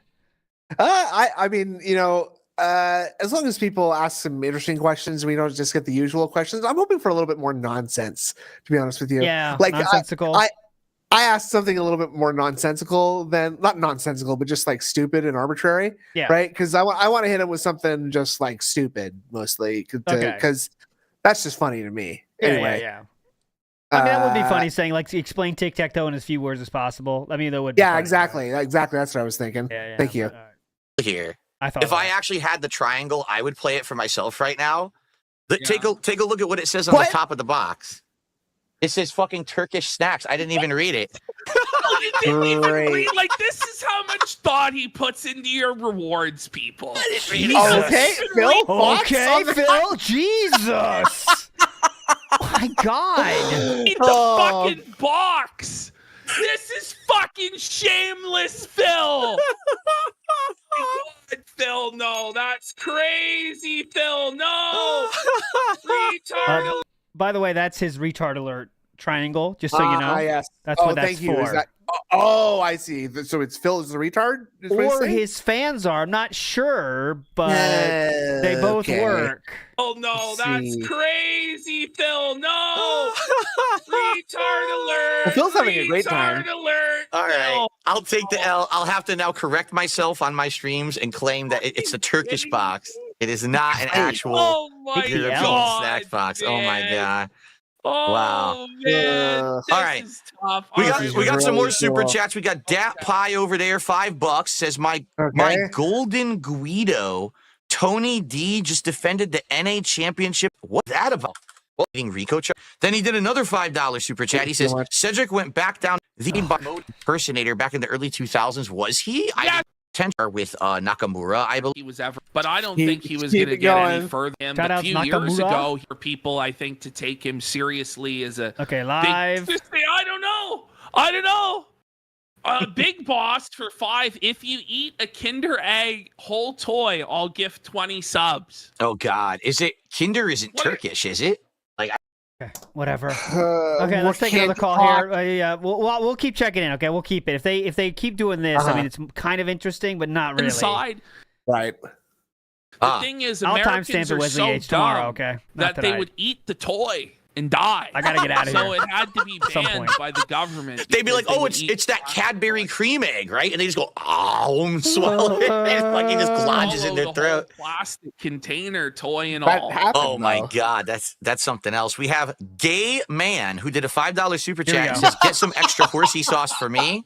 Yeah, I'll have to order some for you. Any horsey sauce, Philip? Any thoughts on horsey sauce? Toy and all. Oh my God, that's something else. We have Gay Man who did a $5 super chat and says, "Get some extra horsey sauce for me." Yeah, any thoughts on that, for Philip? me. I'll have to order some for you there. Orcs or Dorks, 23 months as a. I'll have to order some for you there. I'll get you some of that, Gay Man. Don't mind me. I'll have to order some for you there. Okay. Oh, here. Big ups to Ludwig for this. Look, you got some good sound clips. Listen to this one. Here we go. Okay, well that's fine. Oh wait, you couldn't hear that. Here, you can hear it this way. Okay. This way you can hear it. Hang on. This one. Now you can hear it. Personally, I really like nuts. I think they're tasty. Oh, that's good. Okay, well, Remember fine. what the fuck? Arby's has a burger? Yeah, they do. And apparently they've had it for a couple of years. And like I said, I haven't had Arby's in so long that I've avoided trying it. So that's What's what that, Philip? Say it louder. I'm gay. Oh, okay. What I want to do Fine. for Fair. DSP tries What's wrong it. with That's that? all right. I don't know why you're bringing it up right Pie now. over there, another $10 super chat. Thank you. Dat Pie over there. He says, "Are you seeing NXT Vengeance Day this Saturday? The card is. Oh, you read this already. This was the Trick Williams. Yeah. You read that already. What else you want to say, Philip? Go ahead. I'm gay, and that's okay. I don't have to hide. Yeah. I mean, I think we all feel that. So congratulations. Congratulations, Phil. brother. Good job. You got there. One more here. He wants to say something else here. So you want to say, Philip, you want to say one more thing? No. Okay, go ahead. The floor is yours. Stop being gay! Oh, that's someone else. Okay, sorry. That's So- not what I meant to say. Count it. Don't be so generous. No, I didn't that count was it not earlier. right. I hadn't counted it back then. So we are at 191, and I believe there was one more $2 super chat from Banana Yams. 200 right now. Don't be fucking Here's broke. one that's not true, by the way, because this one's not true. I'm old. That's not true. I didn't say that. Let's smash that I don't know what to believe now. $200 mark Radio right magic. fucking now Who's as we saying go what? into the raw What? What a hall of commentary. mirrors. So I don't know who the hell. What this is a joke. He says, "Can we get Gahuli or Gahul for third chair?" I don't know who that is. I don't know what used that. to do a wrestling show with him back in the day. I don't know what he's doing these days. I haven't checked in on him in a while. I hope he's doing well. Cool. Dat Pie over there for $5. Okay. Doing that. Bill versus This is the this weird middle ground where we can't go away. But I'm back into wrestling and comment. They're not going to want to see the old one now that it's on the way out. So yeah, maybe we would consider it in the future. It sounds like a good idea. And Dr. Herbert West just dropped 2 subs over on Kick. Thank you, Dr. Herbert West, for we that. got over the $200 mark. Huge from Dr. Herbert West coming in I don't clutch. see 500 happening, though, do you? Unless there's a real whale in there. An MVP on the show. The night is but dying. the real The night question is quite late. by God, where is Iron Chef Sakai with the 20 softball? Phil, what's going on with Iron Chef Sakai? Is he ever going to get the fucking sword or what? Jesus. You See, I think that's what I said today is proven right here. Triple P is now Right. on the fast track. I don't give a fuck what I say. Okay, let's just call it individual people now. Okay, so Iron Chef Sakai, what's going on? Come on, you know? Yeah. Well, Phil already established that it's okay to call out individual people. Yeah, so let's just go. Come Sakai, on. is he ever going to get the fucking sword or what? Do you know the story, the full story, or do you Why only know that don't he wants tell the us the story? story, Phil? So I know, like, he was being an asshole a couple months ago. He was being a real arsehole to you, and then he did this stream against you where he was, like, trying to talk all this mad shit. Then he came back groveling on his hands and knees like a fucking peasant. Please forgive me, Phil. Philip, this is your biggest contributor. And he's not paying attention. He's looking away. What the fuck? Philip, this is someone your life depends on defending, Philip. More than your wife, even. Yes, this is more important than Catherine, Philip. God. This money for you, Phil. And now he's trying to, like, worm his way into your graces to get Maud back. But it's like, should you give him Maud? Like, he was disloyal. What do you think? Honestly, your honest take on it. What do you think? Should I trust him again?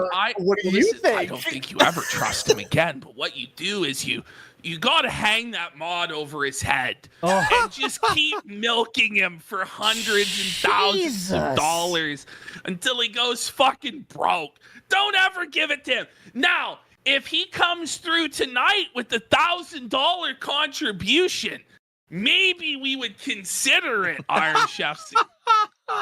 I don't know what you do. What a disloyal snake. Yeah, unironically agree with Triple P here, actually.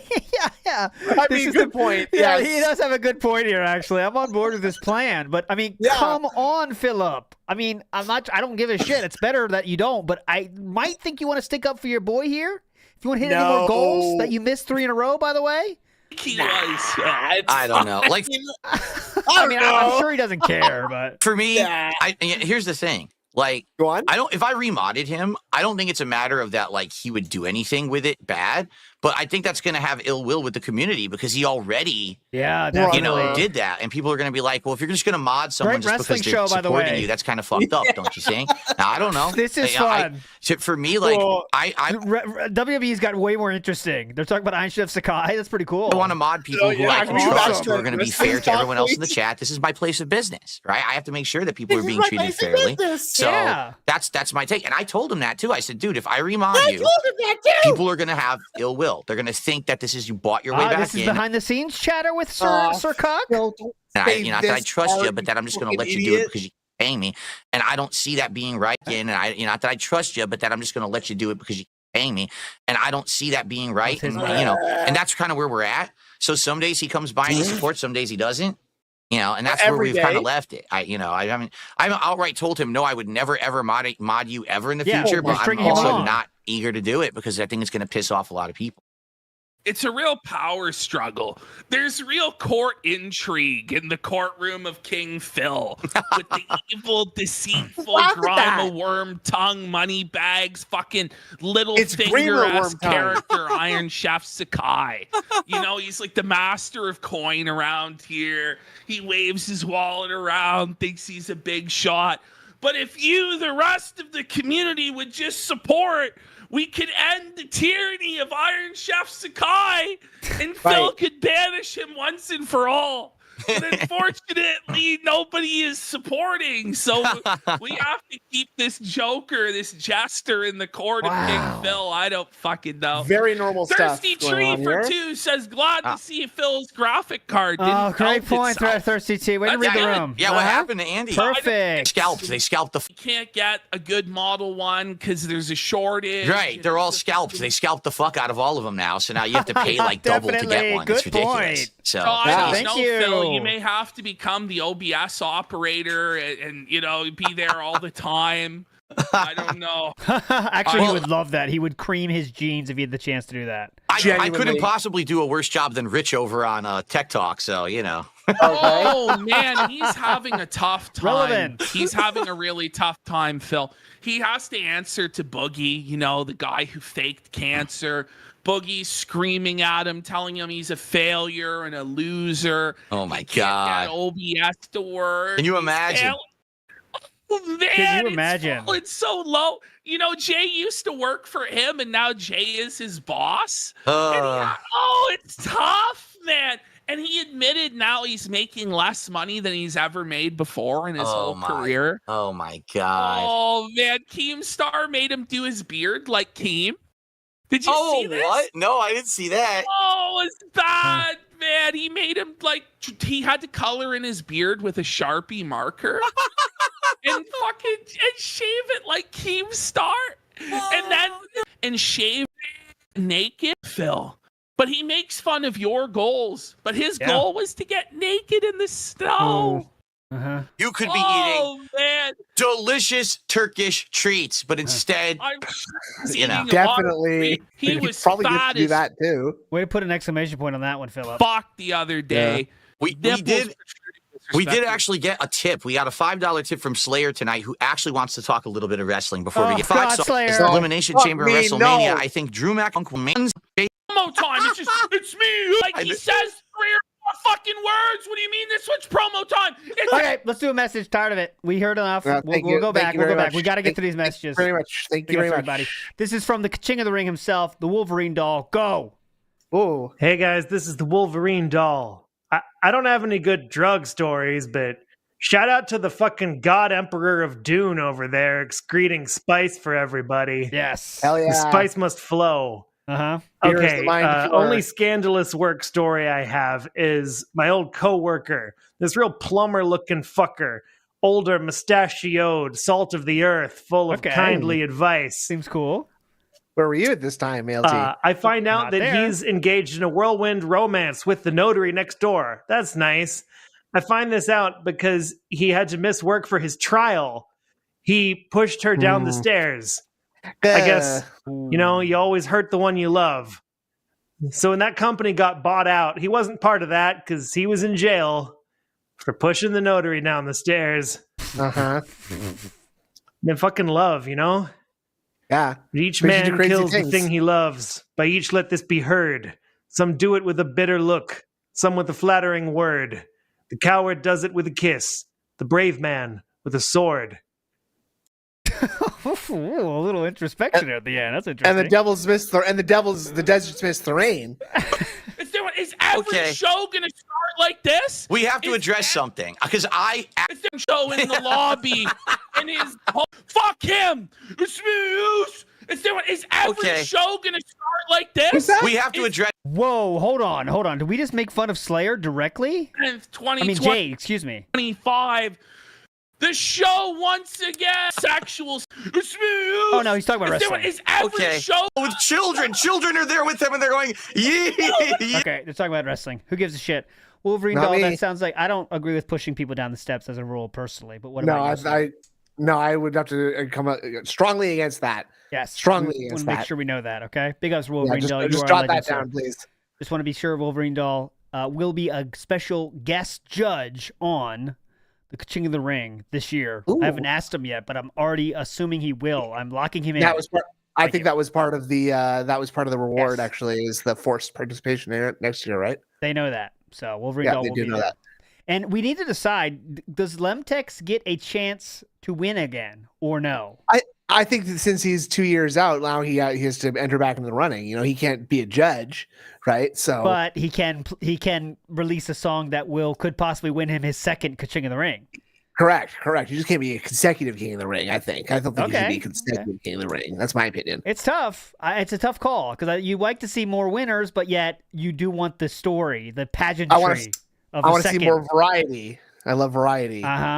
Okay, Revan Tillywink saying yes. I'd love to get a word from the finalists here for sure. I'll be there yes. Yes. Abdicate your throne, King of the Ring. Abdicate your throne. Yes. Yeah, please do that for us. Sign the Magna Carta. Sign the Magna Carta. We need to do the de-crowning of Wolverine Doll Live. Take it off slowly. Yeah. Okay, moving forward positively here. By the way, the ACK Factor will be tomorrow, so that'll be hype on that being said. Oh, big ups. What is next for our message here? So, long story short, I was the second month of my new job. I was sent out to a call in Ohio to fix a power supply. These power supplies are the size of rooms. They're about 10 feet by 10 feet. Some are bigger, some are smaller, but the one I was working on was 10 feet by 10 feet. They're massive. They cost more than you can even imagine, and when they break down, they break down. So I was an engineer at the time for this company that repaired them and installed them, and I was called out to my first job by myself. I was still in training, but they're like, yeah, this should be an easy call. Send out the new guy. So I got sent out. I'm doing a bunch of tests, and eventually I come to the test where you have to jolt. It's called thumping, but you jolt a large flow of current into the unit to see if there's any arcing inside the unit. And I got to the point, and I was new, and I didn't know what I was doing, so I set up the equipment wrong, and I accidentally blew up everything. I put a bunch of current into components that was not designed for that amount of current. I blew up my control board. The one thing we didn't want to do. $15,000. And I'm just sitting here, and I'm looking at, and the customer's staring at me like, boy, that sucks. You're going to fix this, right? I'm like, I mean, I have to. But, terrifying experience. Never again, hopefully. But anyway, love the show. Long time watcher, first time caller. Keep it up. Big ups. Legend, what? What's your biggest fuck up at work, right? I'm trying to think of that now. That's a pretty big fuck up, right? I mean, probably the worst thing I ever did was that spilling all those beers on that guy. I felt so bad. Yeah, that's pretty bad. That's like you're feeling like shit for like a day on that one. I stopped working at the place I was working at. I was so humiliated that I'd never show my face there again. Are you kidding me? Is that what? That's not a joke. Is that what led you to maybe having less self-confidence than you did before? Was it that life-changing? No, my self-confidence was already perilously low. That's the problem. So this just really kicked it over into the red. Really made it bad. Yes, yes. I was at the bank one time when I first started. I had $100 overage, and they had to call they call the crew in to find it. You know, they found it. Oh, it was just a simple error I made, but it's still my fault. They had to look for hours, though, like a whole fucking team. So when that's happening, you feel like shit, right? You feel like I am causing all these people do shit for me. Yep. But that's the only mistake I ever had. I put 100. I put down a 20, 420s instead of 100. Exactly. Or something. It's really weird. But anyways, it was fine. I mean, that's my biggest like fuck up, and that's pretty minor in the scheme of things. Yeah, not so bad. There's some things I've done that I've hidden. We've all done that. I mean, obviously, obviously. You know. We're not made of stone, ALT. Come on, if I can get away with it, please. One time I fell asleep. I guess my break time. I said nap time. That's what it was. But it was a break time. So I went down like to the basement where it was like nice and dark, and I slept there. And I slept the whole time. And I had this cool as fuck manager that didn't say anything. And I like that they become a legend in your mind though for doing that, right? Because like, it's a slow day, I'll let you sleep. But you like consider them gods after that. You know, like I'll do anything for that manager. You're working overtime for them from now on, basically, right? Like it's like but he's this cool dude that said like, we weren't busy, so I let you do it. But I was like, like you think like that kind of moves though as a manager, like will make people like die for you, right? Because you're like, for real. He could have ruined me, but he decided not to, so he's a legend. That's leadership. Yeah, now he owns you for life. That's you can. There could be bad actors in that way, but all right, let's see. Well, no, I mean just by virtue of the nice thing that he did, he basically owns you for life. That's sadly. true, a little bit, yeah. The future of wrestling. Yeah, wrestling. Broside Phil, remember he's not dumb. Remember that, okay? We have 2 messages left. This is Broside Phil. Whoa, let's say Broside Phil for the last one so we can hear his comment. Let's go to the big crap. Second to last message here before we're out of here. I'll try my hardest to condense this story here, lads. Here we go. Again, this was when I was working in Derry. That city was crazy in the years that I lived there. And I'm a young uni student at the time. I'm fucking get this hotel job working nights. And my first shift, and there was a problem in this hotel every week. Police called at least once a week, every week. And 20 minutes into my first shift, I'm having a smoke as they're chatting crack with the managers and the shift change. And one of the cars in the car park, I see peel off around the roundabout at like 60, just straight off the rip. And I'm like, fuck, he's in a hurry to get out of here. I go back into the lobby and the fucker who owns the car is still standing there. And I'm like, politely, they don't even know who I am yet, and I'm politely trying to butt in and be like, here, mate, do you drive that silver Skoda? And he's like, aye. And I'm like, it's gone, sir. It's gone. Oh, it's fuck. He's running out to the car park, calling the police. Police show up and they're all like, yeah, what's the problem? And we're like, it's fucking gone. He's trying to connect to his iPhone, trying to track the thing. They finally get it working. They can see that it's peeling off out of the county. And they're like, fuck. So they have to call PSNI, and then they also have to call the guard and to like coordinate across, in the US would be like state lines, but like there's the difference between north and south. And so they finally get it. They find out it's 2 youngsters out of the orphanage who jumped into the yoke, bought McDonald's, filled the tank up, and slashed both of the tires as they ran into the fields. And so rough. Oh, he got off. God damn it. Yeah, and then the 9 kings of men were corrupted by their rings, and they turned into the ring wraiths who were drawn to the ring of power. Now here's the thing. So what happens when you do put on the ring? Can anything bad happen if you do that? Like it's just a cool ring, right? Sometimes you want to wear it. It depends on what your desires are. The humble hobbit, they have all they want is to eat and be left alone. You see, and so that's why the ring just turned him invisible. You see. Okay. Now another question. When Frodo goes to the Undying Lands, right? Is that just like a normal place, or what does the Undying Lands entail? Do you die there, or is it a true story with the Undying part? No, you see, the ring wraiths are the 9 kings of Numenor who were, forced to live eternally because of their rings of power, and they basically decayed and faded into this sort of like undead realm, right? And that's where Frodo goes when he puts on the ring. That's what makes him invisible. Okay, get back to my question. They can see him in that realm. Undying Realms, what happens there? Let me know. I don't know. It's such an easy story. You're just chilling. You don't die though. No, it's undying. So you don't. So why doesn't everyone go there? Because they're alive still. Frodo's still alive, and he's not an elf.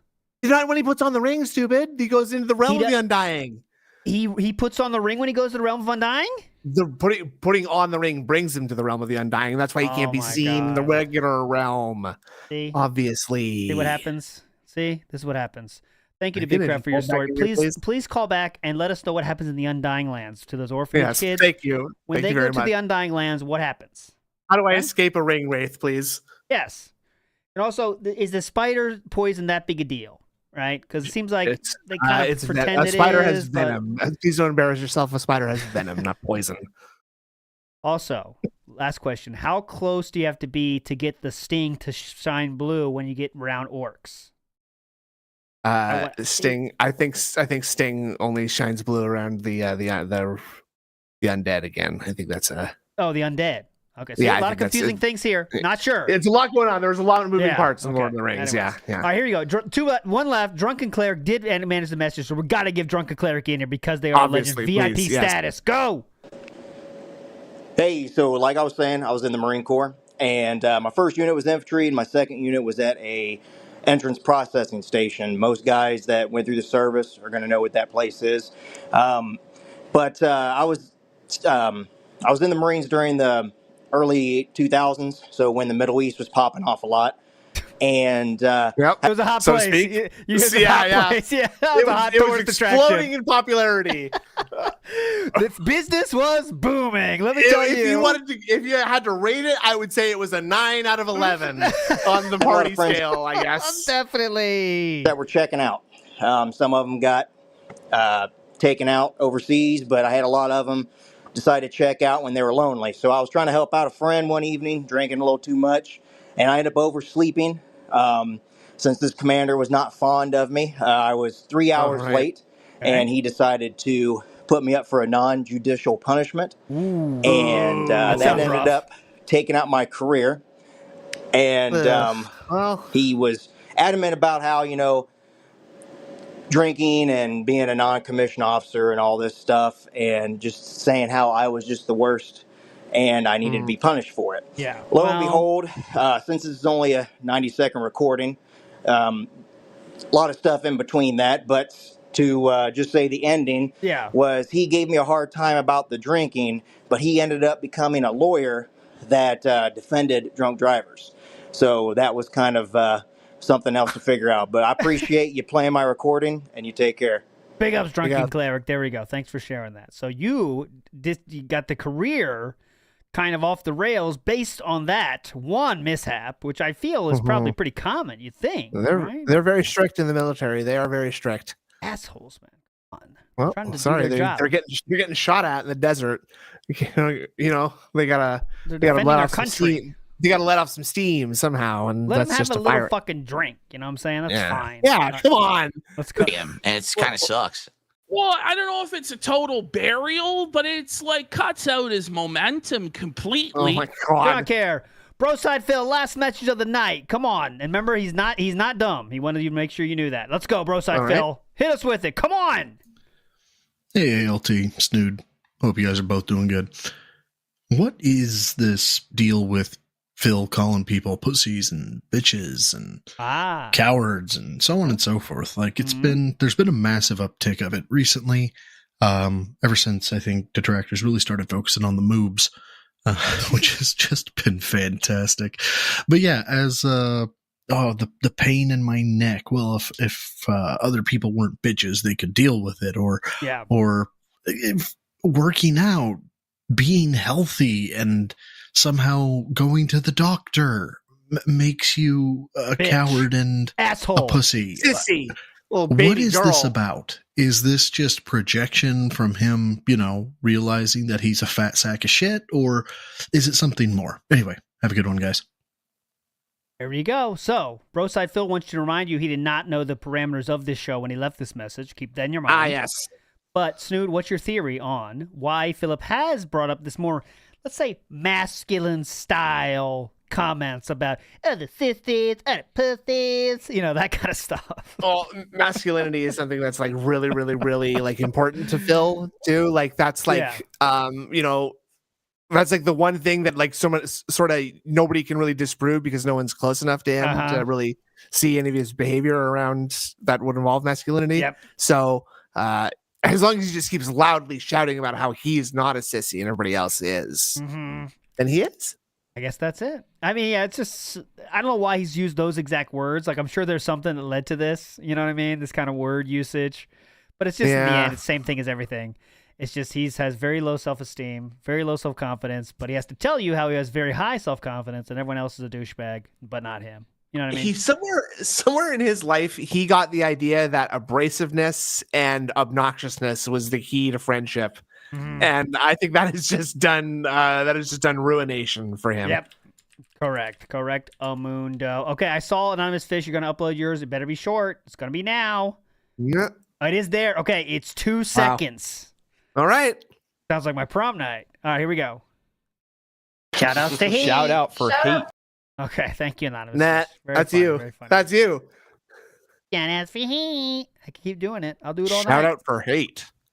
Shout outs for hate. There you go. Shout out for hate. Okay, now the best part of the show is we have to decide what the next week's show will be about. It will be on Saturday night this time, the best night, because no one has anything else better to do. So we're just sitting here as long as it takes. So Absolutely. Options are what, Snood? Ghost Paranormal is on the table. I feel everyone's going to pick that, right? I said fights earlier. How do you feel about fights? Let's do fights. That's fine. That leads to, is that interesting or not? That could be fights of all physical kinds. fights. Not physical, Yeah, right? It could fights be of anything. You Anything's can fine. talk about physical. You're talking about drugs and fucking ditching drugs on the street. True. You're talking about fist True. fights. Come on. Oh, I thought this one too. Conspiracy theories that you believe. Okay, so it can't be like, oh my God, these douchebags. Conspiracy theory that you yourself believe. Okay? Like Miley Cyrus was replaced with a body double. Well, everyone knows that. Everyone knows that. Oh, right. Sorry. So things that you yourself believe. Okay, so right now I have fights, physical or non-physical. Keep that in mind. Conspiracy theories that you believe. Paranormal. Paranormal and ghost. Yeah. Paranormal / ghost. / extraterrestrial. Paranormal and ghost are the same thing. Yeah. Okay. You know what I mean on that one. Be smart. Well, I don't. You know what I mean here. Well, that's one of us has to be. Oh yeah. And boss, that's a good point, Anonymous Fish. It cannot be political with your conspiracy theory. Yeah. It has to be like you can't. Just be smart about it. All right. Come Be on. a fucking idiot. You right?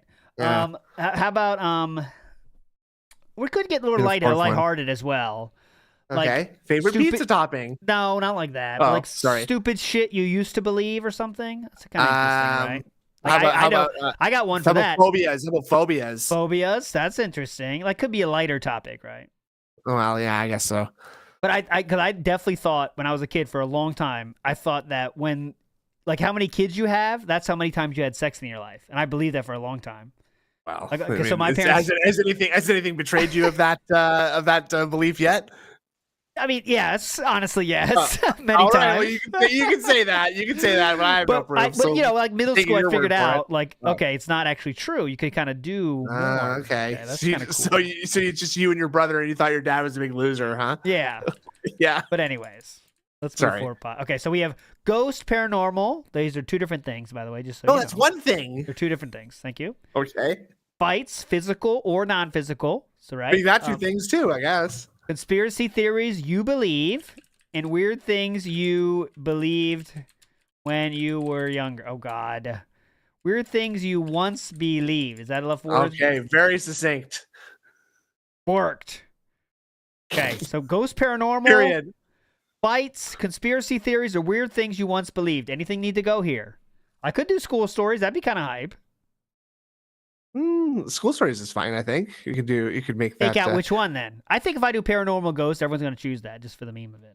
We could cut out paranormal ghost, I guess. But Indra would be pissed though. We got to make sure Indra. That's true. That's true. That'd be mean to her.